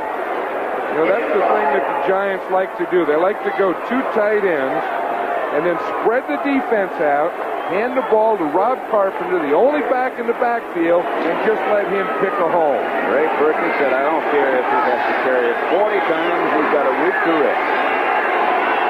Just over 5 minutes left, 3rd quarter. Carpenter hit at the line of scrimmage, struggles down to about the 4. It'll be 3rd down. Archie Reese on the bottom of the pile. Bruner, you saw, hold up 4 fingers for Perkins. Scott Bruner was given a signal to the sideline of 4. I don't know if he wants some wide receivers in there so that he can go a shotgun. You know, we've seen him do that before. Last week he did that in Philadelphia, but it doesn't look like whatever he wanted, he's not getting. I think Johnny was telling Perkins that that's where the ball is. That's right. He is on the 4-yard line. At the 4. Hacksaw Reynolds comes out. It's 3rd down. Maybe 3 for a first, 4 for a touch. Bruner's going to throw it. Rising. Incomplete. He threw it a little too hard. Eric Wright wrapped around Ernest Gray. I'll tell you, I think with 3rd and 4, Pat, he had to throw it. That's really a long yardage situation. They probably wouldn't have gotten in running. And we'll see what happens. We see Ernest Gray comes in motion. He's going to start upfield, then run inside of Johnny Perkins. And the ball was thrown pretty well, but it looked like Eric Wright may have gotten his right hand in there. Yeah, it's a very hard shot, too. Bruner really cut it loose. Well, you don't want to leave it in the air down there very long. Bruner will hold. Danilo will try from 21 yards out. And Danilo hits the left upright, no good.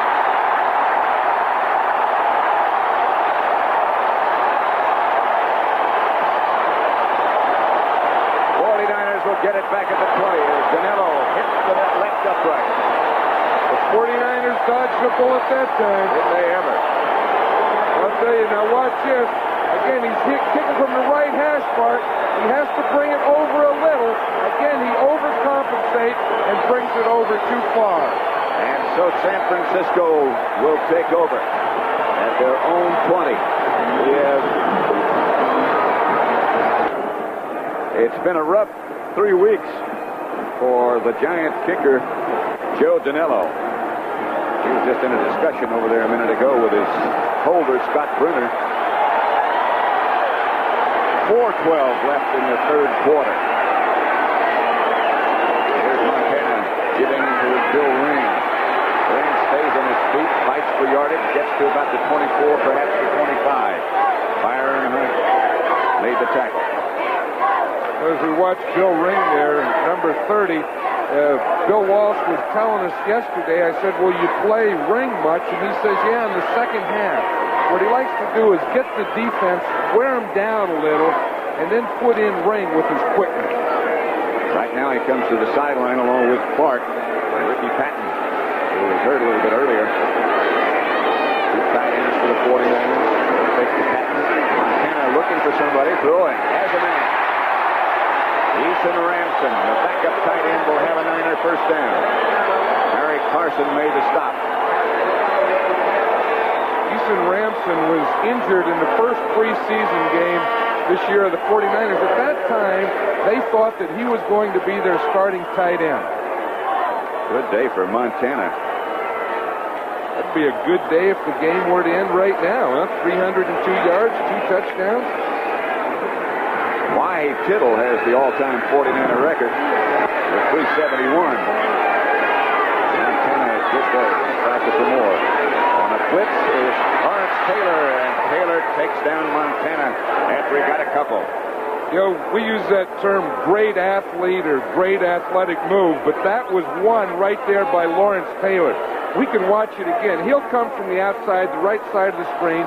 John Ayers has him blocked pretty well.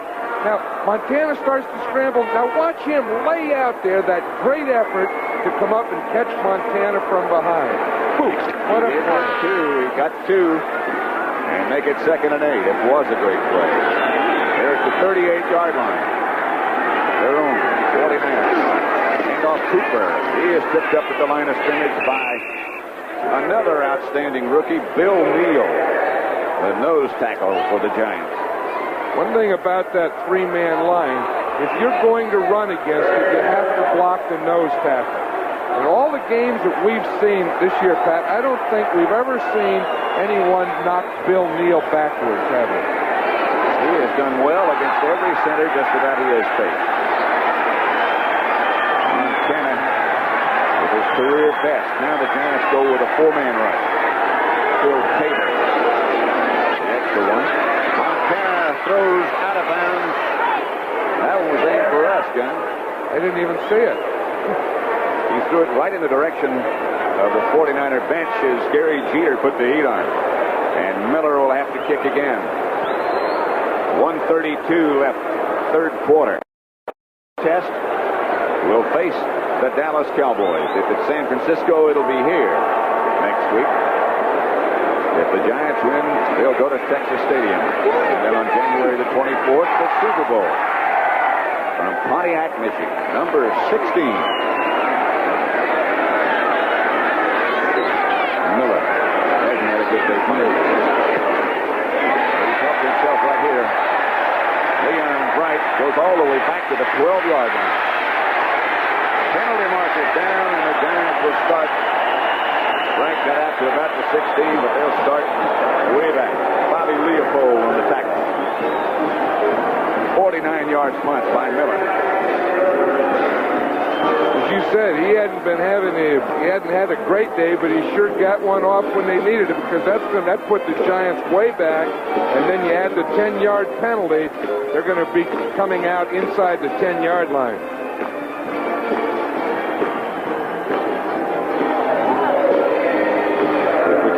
After Ben Bright lets us know where we'll start things, we'll try to see if we can find where the penalty took place. I think it was on Terry Jackson. He was over there complaining about it. Terry will let you know how you feel. That's right. He sure will. He said he didn't want you to mention Freddie Solomon. Block in the back above the waist. Number 36 on the receiving team at the first down. Watch this. It's going to be you see him right here. See Haynes blocks there from behind, and then Jackson blocked him legally. I think it was on Mark Haynes, wasn't it? I think so, yeah. At any rate, the Giants will start 1st and 10 at their own 9. Scott Bruner, the quarterback, with Perkins jogging in motion, and hand off to Carpenter. No place to go. The 49ers swarm on him at about the 10. Lawrence Pillars, the ex-New York Jet, is the first man to hit him. Field position is so important. It's just a great punt, and then you add a 10-yard penalty to it, can really change things around after a missed field goal. Clock is running now with 50 seconds left to play in the third quarter. Score is San Francisco 24, the Giants 17. Mulledy, the tight end on the right side. Dion Perry in there with Rock Carpenter. Again, Perkins in motion. Runner. Lawrence Pillars again on the bottom of the pile. Leon Perry, the ball carrier, nothing. Maybe a yard. I'll tell you, Ronnie Lott was right up there on the line of scrimmage. The 49ers have really been ganging up on the run the last 2 plays. Giants not taking any chances down this deep in their own territory and trailing by just that 1 touchdown. 49ers, however, expecting pass this play. Getting the gun ready. Giants probably will not have it. No, they will, as the gun takes care of the third quarter. That's the end of the third quarter. With the score, the San Francisco 49ers 24, the Giants 17. We'll be back with the start of the fourth quarter after this word from your local station. At Candlestick Park in San Francisco, Pat Summerall with John Madden. Dave Jennings, the Giant punter, over on the sideline. Scott Bruner, however, right now is back in shotgun formation. This time he gets the good snap.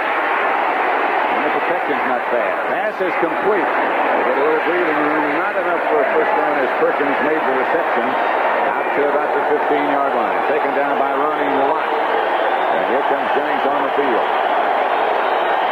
He needs a good punt. This will be a big punt for Jennings here. As we see Perkins working against Ronnie Lott. Did a good job of getting open, but of course it wasn't enough for the first down, and the Giants need a big, big punt here. Freddie Solomon and Dwight Hicks back deep for the Niners. Good snap. 49ers do not try to rush, and Jennings really doesn't catch it. That's Solomon. He gets to the outside and finds some running room. Freddie Solomon still on his feet. Solomon whipped down inside the 40 to about the 36-yard line before Byron Hunt made the stop.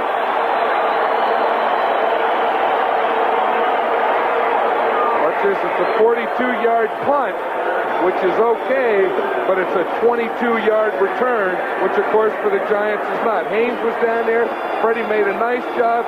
Gets to the outside. Now, look at the way the blockers now, instead of trying to block someone, they jump out of the way so they don't make that illegal block from behind above the waist. For those of you tuning in to see 60 Minutes, it will be seen in its entirety following today's football coverage, except on the West Coast, where you'll see it at its regular time. Montana goes right to work, or tries to set up something down the middle. Charlie Young, the intended receiver, and here comes the penalty flag. The receiver that was right on it, the official that was right on it said that it was okay, and the official behind him threw the flag. Ooh. Against the Giants, it'll be a first down. Solomon trots onto the field. Here's the play again. So we'll see him coming across here. We'll see it right there. He jumped in. He had his left hand. At the first down. I think he had his right hand on his back. Courier did a good job with his left, but he hung on with his right. In the eyes of the official, at least, and it looked like a good call. First and 10. Bill Rings in the backfield, 33-yard line of the Giants. Montana fakes the ring. inside to Ring. Outside with him quickly is Brian Kelly for about a 3-yard loss. All the talk about the Giants linebackers, probably Brian Kelly is the one that people talk about least, but he's the heady player in there. You know, he never gets fooled. He calls the defenses. He's always in the right place and a very sound player. Ray Perkins, in fact, said to us a couple of weeks ago, if he judged athletes strictly by ability, Brian Kelly probably wouldn't be playing. But if he judged them by heart, that's why he is playing. On second down, give us to Ring. And a penalty marker down again. Harry Carson made a stop on Ring. Speaking of players with heart, they say the same thing about Ring that they say about Brian Kelly. Let's watch Kelly there. We see John Ayers pull through and get him. Carson comes across, and there was a penalty against the 49ers.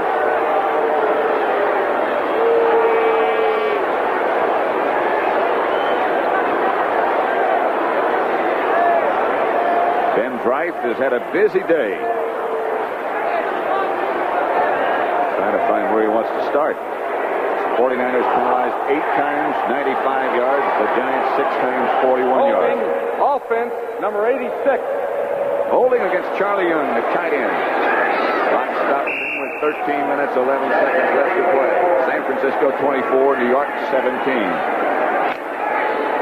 Ricky Patton, the information is, will not return for San Francisco. He has a sprained knee. That's Mike Wilson, who steps up on the right side and goes back to the left. Montana goes to work.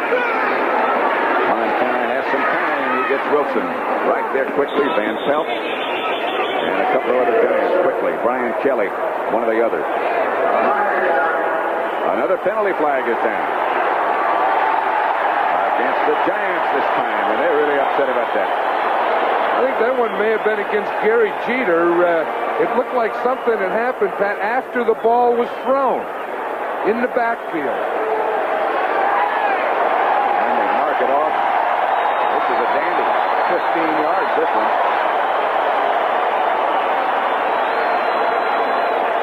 Personal foul, unnecessary roughness on a defense, number 70. That's a first down. Against Gary Jeter, you're indeed right. It was against Gary Jeter, and it was after the ball was thrown. It looked like he kept his rush going, and of course, that's the thing that Ray Perkins is saying now. We can't have that type of thing. Linville Elliott into the game for the 49ers. They have a first down 10 at the Giant 26, leading by 7. Reverse coming to Solomon. Solomon cuts up the middle of the field, and Solomon gets down to about the 14. Mark Haynes made the tackle. That's a reverse they had faked earlier today. This time they ran it. What a day Freddie Solomon has had. We said he caught that big up there for a touchdown. We saw the punt return that made this drive possible, and now he comes up with a run on a reverse to get the 49ers a first down. 12-yard pickup on the reverse. He almost dropped the ball on the exchange, but hung on. Ring and Johnny Davis now will be the 2 runners. 49ers barking at the door again. Hand off Ring. He's got some room. Gets away from Taylor. Ring still on his feet to about the 12. Terry Jackson finally cut him down. That was the thing that Bill Walsh said yesterday. He said you may not see Ring much in the first half, but I guarantee you will in the second half. Now watch Lawrence Taylor gets him. He just stretches out. He runs through Lawrence Taylor's tackle and is able to pick up another 4 yards. Gave Taylor a little bit of a stiff arm and kept him away from his body. And Ring picked up 7. They make it 2nd and 3 at the 7.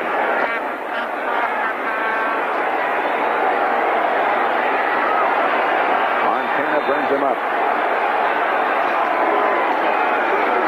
Johnny Davis, and he barrels down to about the 3. Brian Kelly on the bottom of the stack, but the acquisition from the Tampa Bay Buccaneers sells in short yardage. Big Johnny Davis. And he's a goal line situation. 6'1", 235 pounds.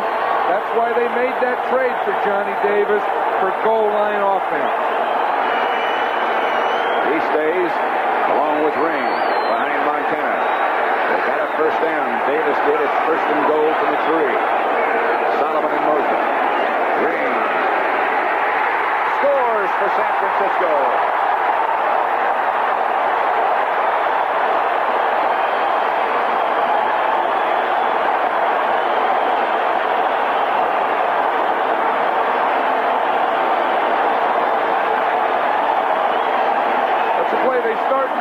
Solomon back to one side, pull the guard Randy Cross, lead with the back Johnny Davis, and Ring gets in for the touchdown.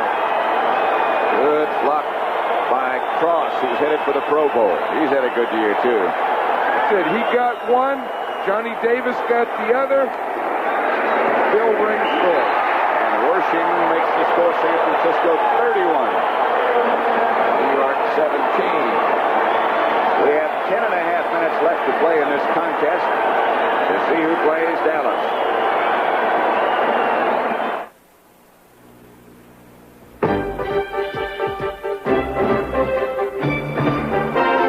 This is going to lead. Bill Ring will come across, follow Davis right into the end zone. Let's watch it. Cross pulls out. He'll take the outside man. Davis goes inside, follows Ring into the end zone. Ring follows him into the end zone. On that kickoff return, Leon Bright is still down. A problem, as you can see, with his left leg.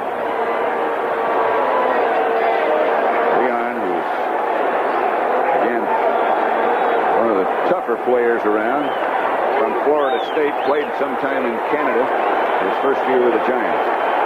10:27 left to play. 49ers up 31-17. Here's how Texaco reads. Leon Bright still down, injured on that kickoff return a minute ago. He's hit by Ronnie Lott. Here it is, Lott's 42. We'll see it. Lott comes in here. He's down there on the coverage. Now watch the hit right there, right across his body. And Leon Bright injured his knee. Leon still lying on his back. Still being attended to at the moment. Situation this. There is the man of whom we've spoken so often today. With all the elected equipment, Bill Walsh. In his third year as the 49ers head coach and general manager. He's all wired up, isn't he? We started to say a minute ago, well, I guess we'll have to wait a minute again. Next Sunday, the Dallas Cowboys against one of these two. If it could right now, it would be at Candlestick Park. Young motion. Ball goes up in the air. Gordon King comes down with it. And a penalty marker comes down from both sides of the field. Flags come flying. This is a real tough situation for the Giants now. They're in a position that they have to pass, and the 49ers can really put pressure when they're in that situation. Bill Walsh has a list of plays that he writes out. I think he said there was something like 25. Pass, number 72 caught the ball. An eligible man. That's a loss of a down. Loss of a down because Gordon King came down with the ball. He has a list of plays you can see that he wants to run during the course of a game. They don't necessarily have to run them in the first time they get the ball. It depends on the situation. But one way or another, he wants to get them used. I know what he says, and I know what he was talking about, that so many times during the week you have all these great ideas of things that you can do, then you get in the game and the excitement of the game, you forget to play. So he has them all written down there so that he won't forget what he wants to do. 2nd and 10 Giants. Their own 30. Scott Cooner's been the quarterback all day. Carpenter comes out of the backfield. Cooner looks in his direction. Now throws. Pass almost picked off by Tina Turner. That was almost a great interception by Turner there. And if you had made that one, you'd be a tight end next year. Again, John, a penalty marker is down. They've had a busy day. That looks like it's in the area of holding against the Giants. In fact, they're talking to the 49ers. I would imagine it probably is holding. I think you're right again. I think you're right again. There goes Ben Bryce again. Holding, offense, number 73. Against Jeff Weston. Well, he's really done a good job, though. He's had on this one, he's playing against Lawrence Pillars, number 65 on the left of the screen, but he's done a good job of holding everyone out there. Now that wasn't holding. It looked like he tried to trip him, but he didn't hold him. Right. There goes Johnny Perkins in motion. Bruner from the shotgun. Rush almost got there. It's intended for Ernest Gray. Almost came down with it. Eric Wright back there with him. Gray almost made a sensational catch.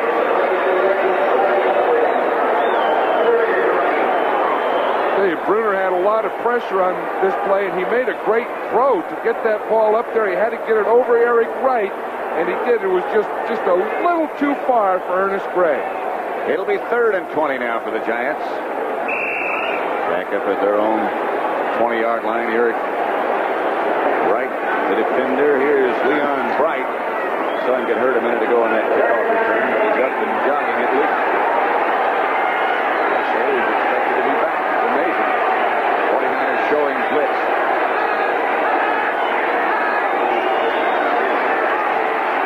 Bruner throws to Missler. Throws behind him. Incomplete. And we'll have to see Jennings again. Lynn Thomas was the defender. Ronnie Lott also back there in the area. Jennings comes on again. Here comes Thomas out of the game. Listen to that crowd now, Pat. They're yelling for the defense, but the other thing is they're smelling victory right now with 9 minutes, 58 seconds, 31-17 to score. They know it's right there. Solomon. Dwight Hicks back deep for San Francisco, and number 13 is Dave Jennings.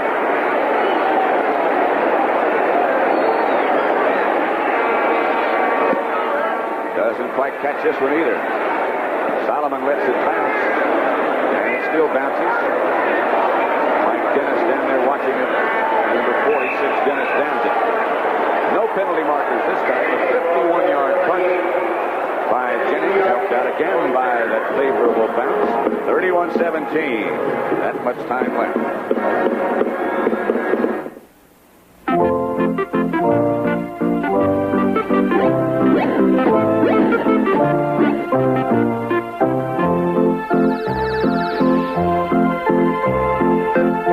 Atari would like to thank you for taking us into your homes. We wish you all a happy holiday.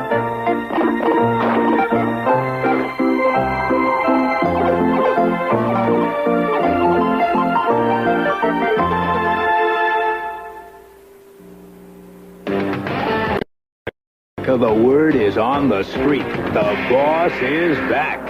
It's Mustang GT with a 5-liter high-output engine, performance suspension, and options like a T-roof and Recaro seats. So whether your street is Sunset or Woodward Avenue or Route 66 through Amarillo, the word is out. It's Mustang GT. The boss is back. Monday on House Calls, Peckler picks a new assistant, but will Charlie be the winner when his old flame turns out to be the pick of the litter? Maybe this is his idea of germ warfare. Monday. Pat Summerall with John Madden. Candlestick Park, San Francisco. 9:46 left to play. San Francisco has the ball. They lead 31-17. Earl Cooper and Bill Ring, the runners. Hit by Harry Carson after he picked up about 4. 49er fans and the Giant bench. Not too many folks yelling for them here. Not really, but what a job they've done this year. Haven't they?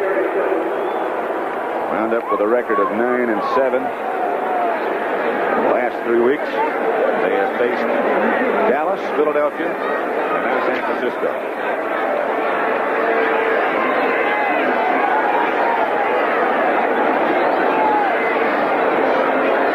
Second down. Cooper. Big Earl gets outside the 35 to about the 36. Brad Van Pelt tripped him up. Brian Kelly helped. Earlier today in Cincinnati, in the event you might have missed that, the Bengals beat Buffalo 28-21, and they'll play San Diego. This is a good opportunity to congratulate all the teams, the San Diego Chargers, Cincinnati Bengals, Dallas Cowboys, for being in the championship game. That's the truth. It's been a long haul. This is what it's all about. Right. Wilson stood out wide to the right. Here comes Ring around the corner. Penalty marker's down. Ring still on his feet. He could go all the way, but they'll bring it back. Ring finally down by Terry Jackson on the other side of the field, but a penalty marker down. And Ring knows it right now, doesn't he? But you got to do what he did. Keep chugging. That's right. It could be against the other guys, but it's not.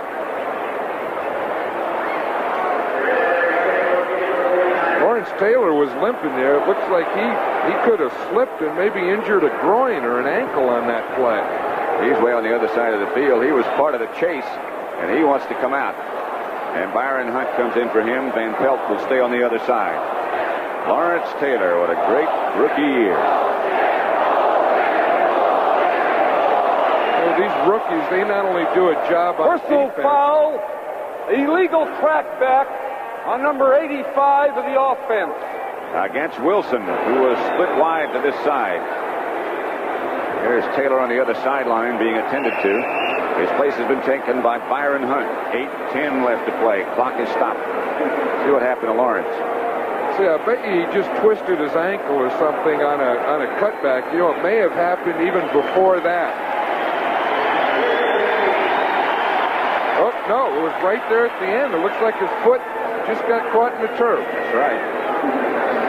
Third down, 49ers now, and Montana will put it up. He's chased by Van Pelt, gets away.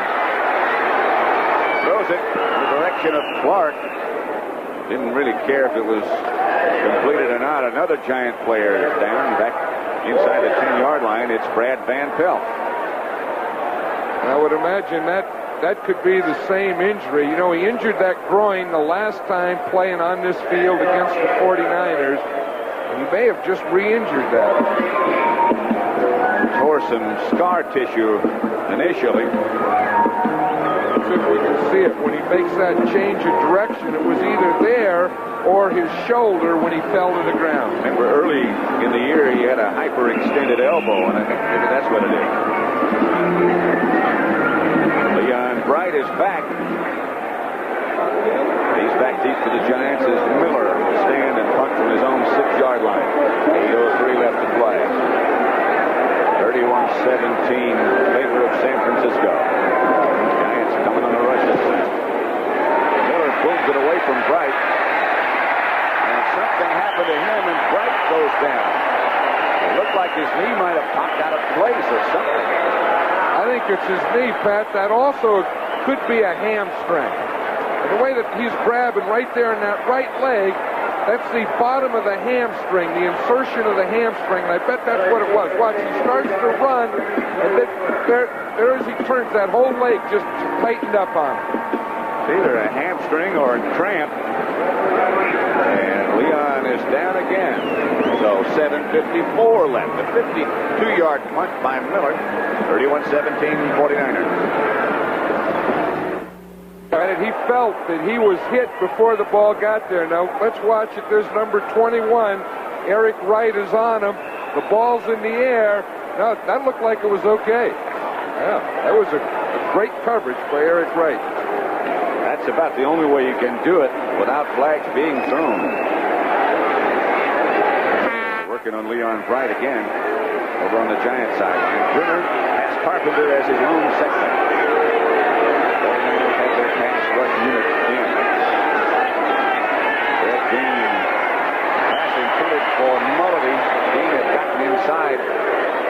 Jeff Weston. Tina Turner on the coverage. It'll be 3rd and 10 Giants. In the last 2 possessions, the Giants have went 1-2-3 punt, 1-2-3 punt. They send in Lucius Jackson it is, and Leon Bright. Raining just a bit, some of the water dripping off.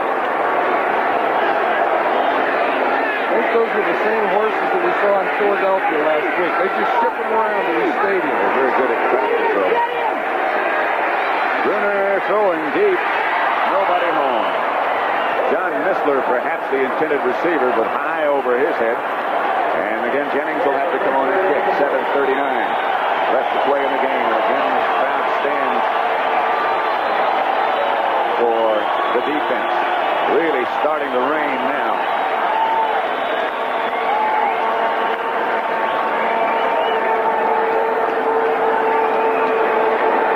Dave Jennings.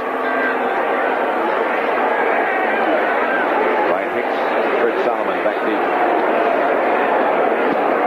Jennings doesn't catch this one. They'll have to let it bounce, however. Solomon runs away from it. Down by Mike Dennis. 49ers will take over at their own 34. A 37-yard punt by Jennings. Next Sunday, don't forget the NFC Championship game.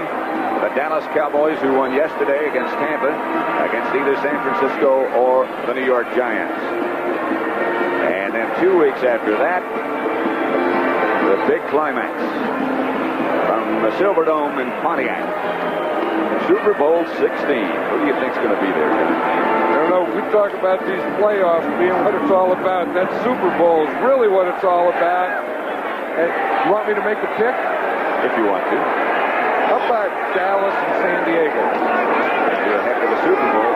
That's Walt Easley over the left side. Actually, you get down here, any pairing would be a heck of a Super Bowl. That's right, and we start talking about Dallas, maybe not too soon, because this 49er club has really been impressive today. Haven't they? They've got a lot of weapons. And Cincinnati, they know how to move the ball. Kenny Anderson having such a great year. They beat Buffalo earlier today. And a spectacular game yesterday, San Diego and Miami. Well, San Diego really hung in there. That was some dogfight. Bad day for kicker fans. Oh, man. It's been a bad 3 weeks for kicker. Van Pelt on the ring. It'll be 3rd down San Francisco. This is the Walt's theory here. Let us get ahead, and we'll run. Whether we get 2 yards, 4 yards, whatever, we'll get something off that clock. And that's why this year they've run 52% and passed 48%. Bill says because we're winning some games. He said at the end we can just run out the clock. He said last year and the year before we were always behind and we'd have to pass right up until the final gun. I think the most amazing stat about San Francisco is last year they gave up 415 points. This year they gave us 250 in the regular season. What a year can do and what a draft. Easily, and he'll have the first down outside the 45, and that's a big one.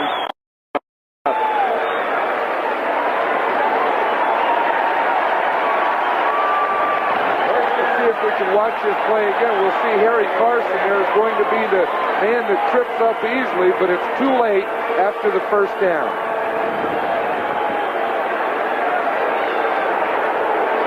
It's a little draw play, a delay. Carson plays off his block and comes in and makes the play.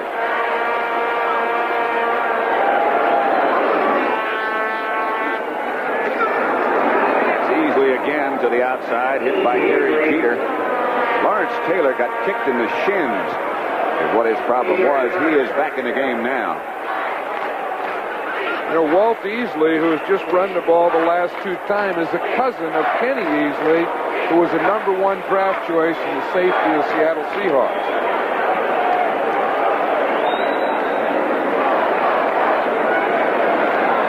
Offense finished 13th in the NFL. The Giants were 3rd in defense. To the 49ers is that they put up 31 points. They moved the ball pretty well. Filled by Harry Carson and Brad Van Pelt. So it'll be 3rd down and long. They unstack at about the 46-yard line.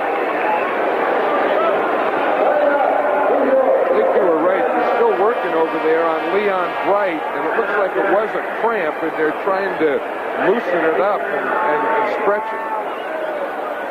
Giants called a timeout. So that'll mean they'll have 2 left. This telecast is presented by authority of the National Football League, is intended for the private use of our audience. Any rebroadcast or other use of this telecast without the express written consent of the San Francisco 49ers and the National Football League is prohibited. Joe Montana can't do much better than he's done this year or this day. Yeah, you know, just a year ago at the beginning of the season, Steve DeBerg was the starting quarterback for this team. And, of course, Bill Walsh had a lot of confidence in Joe Montana, and he traded Steve DeBerg this year. He has a lot of confidence in Montana's backup also. What's that Montana's wearing underneath his jersey? That's not his arm. It looked like he had some kind of cover. Backup is Guy Benjamin, who played for Washington College. Those aren't his arms hanging out of that jersey, are they? If they are, he's in trouble. Some kind of undershirt. Clark on the reverse. And Clark gets very nearly the first down. About a yard shy, it appeared.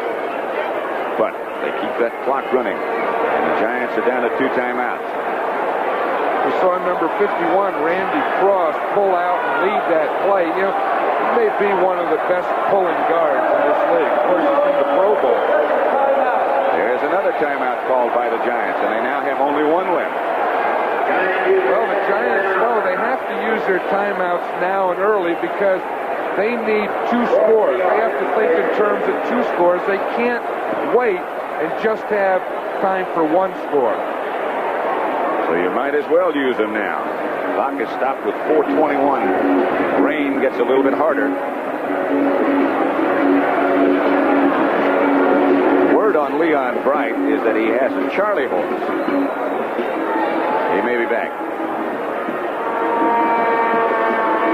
Now again, Ray Perkins knows that 1 more score won't do them any good, and they need 2, so they need as much time to get it as they can. So he used up his timeouts. They'll get another timeout now, change of possession, and have 4 minutes to get 2 scores. They had a chance earlier when the score was 24-17. They were down in scoring range. They had it down at the 4-yard line and couldn't get in, and then missed the field goal. A cold, muddy foot, I'm sure. Harry Jackson is back to return the punt this time as Bright is injured. Jackson standing at the 10. Oh, they almost blocked it. Jackson lets it bounce, out of bounds inside the 10. Big rush by Flowers. And Mike Dennis came very near to blocking that 37-yard punt off the foot of Miller. Well, the Giants did what they had to do. They had 10 men up in the line of scrimmage. They had to go for the block. But this man right there, Jim Miller, he did what he had to do to get the kick off. And he got it off quickly and safely. 1 shoe off and 1 shoe on. Watch this. He gets some pressure. It's a little bad snap. It was low. He gets some pressure from the right, but it was too late. There's Mike Dennis that got close to it. And the Giants have a long way to go. 1st and 10 from their own 9. Misberg in the game along with Ernest Gray and Johnny Perkins. Brenner, a high snap. He brings it down one-handed. Almost, and here's a safety, I'm sure. No, they say at the 1-inch line. Not a safety. Willie Harper was the blitzing Niner. This is the same rule on the safety as it is for a touchdown. Did he break the plane of the goal line or not when contact was made? They're celebrating like they scored, but they didn't score. What? Oh, high snap. Makes a nice catch going up in the air. Now watch this. Does he get out of the end zone or not? Oh. Couldn't see the goal line, but I don't think he did. That's the same rule as a touchdown. He's back up there. That should have been a safety. Here's Brenner out of his own end zone. He gets it out to Mike Freeby, I believe. No, this is Johnny Perkins. And Perkins gets out to the 5. The Giant players down in the end zone. Craig Buki and Jack Reynolds made the stop on Perkins. Here comes the medical corps again. I think that's Jeff Weston, the left tackle, who's done such a fine job all day today. The place will be taken by Brad Benson, who is checked into the game already. Benson's job at the beginning of the year, Weston came on and did such a good job he couldn't get it back.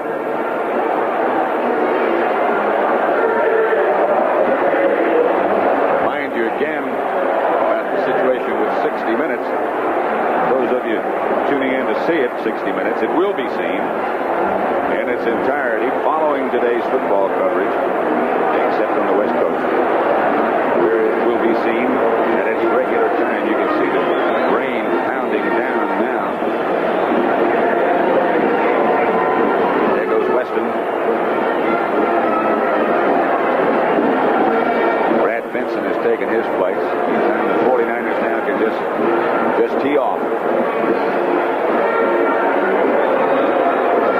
Will tee off, and I'm sure that Tom Landry and his staff and the Dallas Cowboys are watching this game, and from now on they'll start turning their attention to the San Francisco 49ers. And you'll recall in the regular season that the 49ers just annihilated the Cowboys by a score of 45-14. That game was right here on this field. Here's Bruner again from the end zone. The pass is picked off by Ronnie Lott. Ronnie Lott to the right side. He'll score. Touchdown, Lott.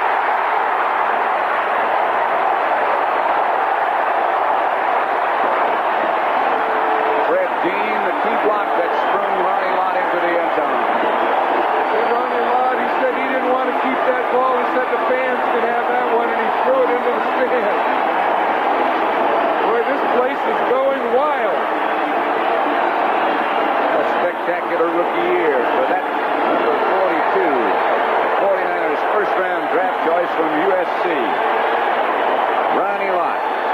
John Robinson, the coach at USC, told me that he may be one of the best players that he ever coached. Wershing with Montana holding.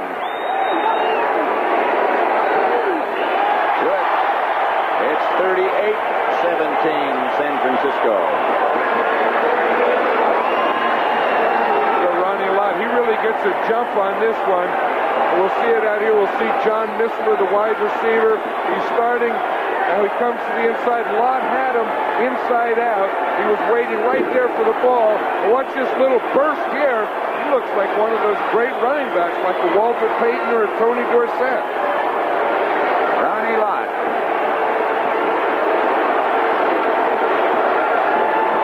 See, we'll watch it again here. See, Missler's going to be here. He's going to come in here. We'll see Lott is right in this position. He'll drop back and wait for the ball right there. Let's watch it. See Lott playing the inside man. Stays in his zone. Just drops back between the quarterback and Missler.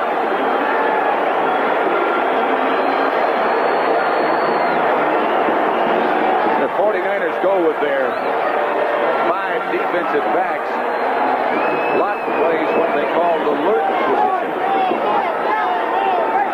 He was lurking in the right place. He lurks. Yeah, you just back up a little. Keep your toes pointed straight ahead, shoulders square, knees bent, and lurk. And if you lurk in the right place, you come up with an interception. The Giant linebacker is Mike Whittington. One of the linemen, I should say, is the man who returned. Or was it Joe McLaughlin? In any case, the Giants had it in a little bit better shape this time. Wonder how long that line is outside Candlestick Park buying tickets or trying to buy tickets for next week's game. Well, we know when they started. We were here yesterday with 3 o'clock, and they started lining up yesterday at 3 o'clock to buy tickets for next week's Dallas game. Quick the sleeping bag. Here's Bruner quickly throwing. Diving attempt by Missler, incomplete. Gary Jeter. And that's going to be a penalty, Pat. I think it's against the 49ers. I think Lawrence Tiller hit Scott Bruner after he threw the ball. That's correct. That's Gary Jeter you just saw over on the Giant bench.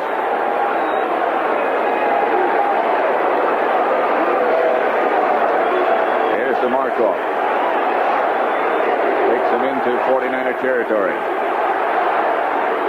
Personal foul, roughing the passer, number 65 on the defense. That's a first down. San Francisco's been penalized 10 times for 125 yards today. You know, these fans have forgotten about this game, Pat. They're starting to chant, "We want Dallas." Look at them. Imagine they'll show up. That's Perkins, pass complete from Bruner to the 40 of San Francisco.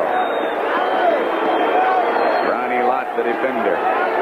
Some of the fans starting to depart. They've turned in now to being just a miserable day with the rain falling, and it's getting colder and colder. Clock running, 2 minutes and a half left to play. The Giants are down to one timeout. Bruner throws and throws it away. Intended for Lucius Jackson. Lewis Jackson. He's from Cal Poly, Right. St. Louis Obispo, Lewis Jackson. Look, I think Scott Bruner has really done an outstanding job for this team. And Ray Perkins is going to have a tough decision next year as to who that starting quarterback will be. Perkins goes out wide to the right with Whistler. And again, Bruner will operate from the shotgun. Jackson, one of the backs. The other's Carpenter. Pass intended for Carpenter. Right through his hands. Ball getting hard to handle now. Willie Harper, the defender. Over on that Giant bench. Unhappiness and a lot of dejected faces today. Not so on San Francisco's side. But it's been a good year for Ray Perkins and the Giants, no matter what happens. And it has happened, I'm afraid. It has happened, but as you said, it's been a good year. They've made some great strides. Of course, being in the playoffs is one, but they've beaten the Eagles. They've beat them twice. They've beaten the Dallas Cowboys in their division. They're moving in the right direction. Bruner fires incomplete. No, finally it is complete to Perkins, and he gets up and out of bounds. I don't know how he caught it, and I don't know how Bruner got rid of it. I don't know how he threw that one.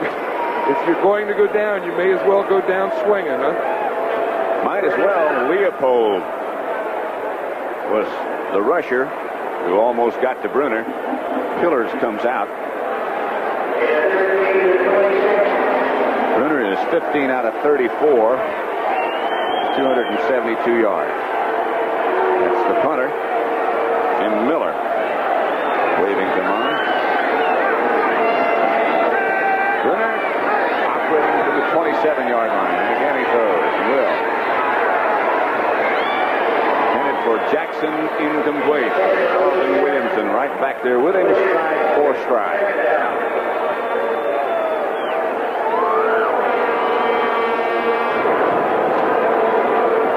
Many of the 49er faithful still in the stands.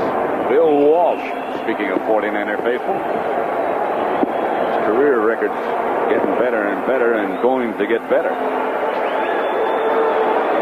He has the headset off now, Pat. His work has been done for what he had to do, and he's just talking about running out the clock there with Joe Montana, or maybe he's talking about next week in the Cowboys.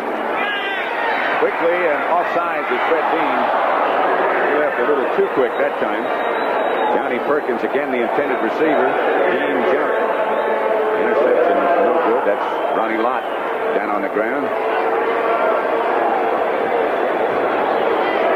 As we see Bill Walsh there, and you know that this year he used his first 5 draft choices for defense, and he said, we got by this year, but we need some more offense, and that's what we'll draft next year. And maybe we're only one draft away from being a great team. There again are those draft choices that John Madden was just talking about. Lott, Hardy, who's the backup nose tackle. Wright, Williamson, and the rest. Bruner has some time this time and fires. Mulledy had it and dropped it. Juggled it and lost it. Ronnie Lott was with him again. 2-minute warning. 49ers in good shape, leading now 38-17, 2 minutes to go. And the last second. 60 minutes, don't forget. Stay tuned for it. It'll be on in its entirety right after football, except here on the West Coast, where you'll see it at its regular time. To Montana. Lawrence Taylor. Any rookies ever had a better year? It hasn't happened since I've been around. He has been a superstar. This won't be his last game this year, because he'll be in Hawaii and playing the hula ball. Let's go Montana. Pro Bowl. Maybe they'll hula while they're there. Perkins, touchdown. Bruner lays it in there. A minute 50 left to play. Lynn Thomas was the defender. Good throw from Bruner. And Johnny Perkins has his second of the day. We'll see this again. Johnny Perkins starts in motion from the right side over to the left. Starts inside. He's running a corner move right out here. He gets a step. And then a great throw by Scott Bruner right over his outside shoulder. Super throw. Did I say hula ball? Yeah. Well, Hawaii hula. Yeah, I understand.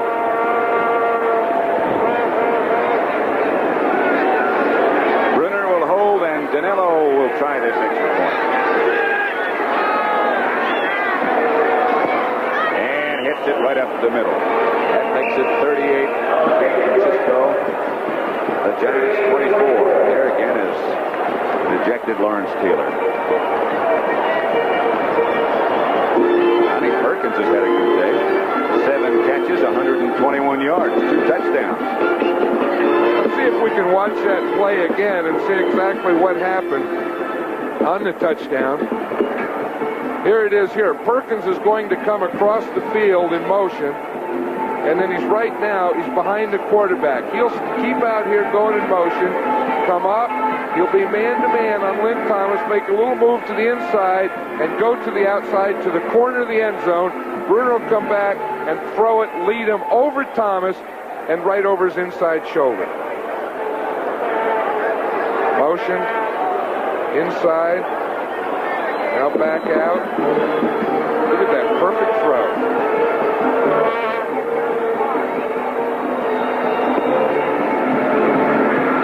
Come back for perhaps the onside kickoff by Danilo. I've said before, one of the advantages soccer-style kickers have is they can onside it with either foot. This one goes to the right, picked up by guess who? Ronnie Lott fields it like a shortstop. Super athlete.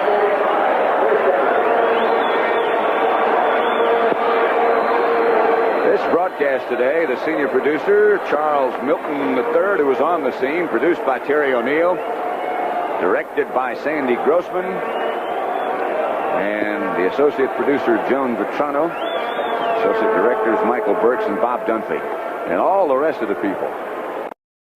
Imagine what a crew it takes to put on a game like this. Can't imagine one ever being any better than the ones we have. And off to Easley. He gets out to about the 50-yard line. Giants have one more timeout left, and they'll probably take it back. Indeed. No timeouts left. 49ers comfortably leading 38-24. Next Sunday, don't forget, the NFL Today begins it at 4:30 Eastern Time, and then it's the NFC Championship game between the Dallas Cowboys and the San Francisco 49ers. And that magic number 38 pops up again. And then the real big one. We'll be there getting ready for that for a long time.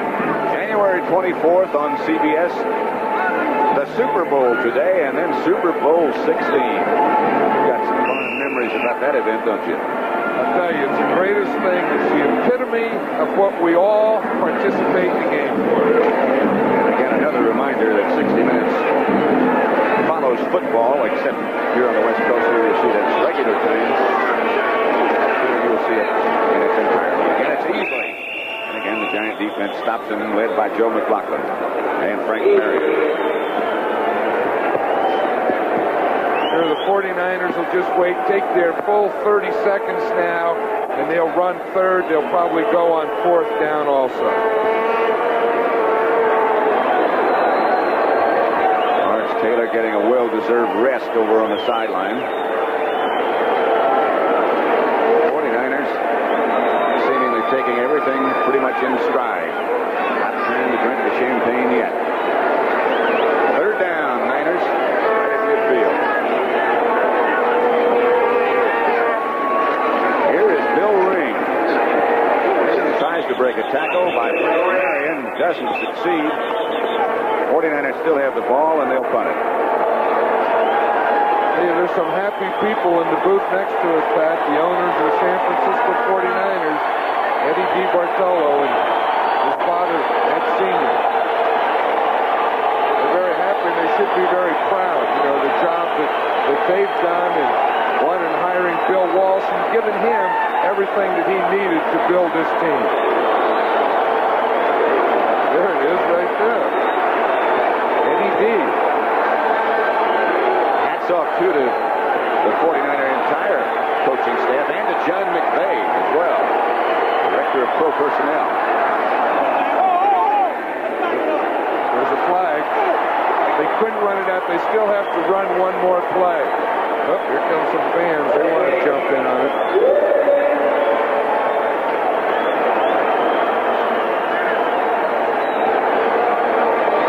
49er offensive unit now goes back out on the field as the clock is run down to 3 seconds before they can claim the right to face Dallas next week.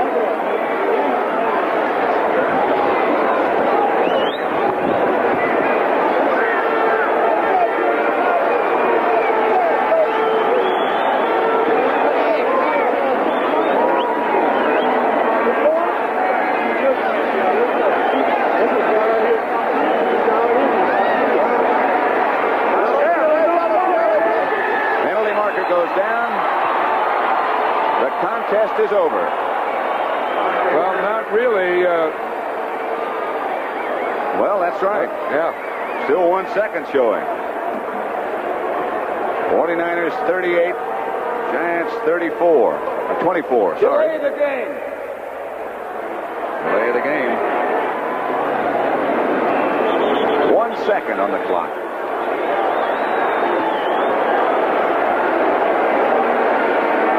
This is over, we'll be swinging it down to Brent Musburger, and he'll have some post-game guests. There's 3 seconds on the clock, and the line judge will time it. The line judge is timing. 3 seconds on the clock. Long 3 for Ray Perkins.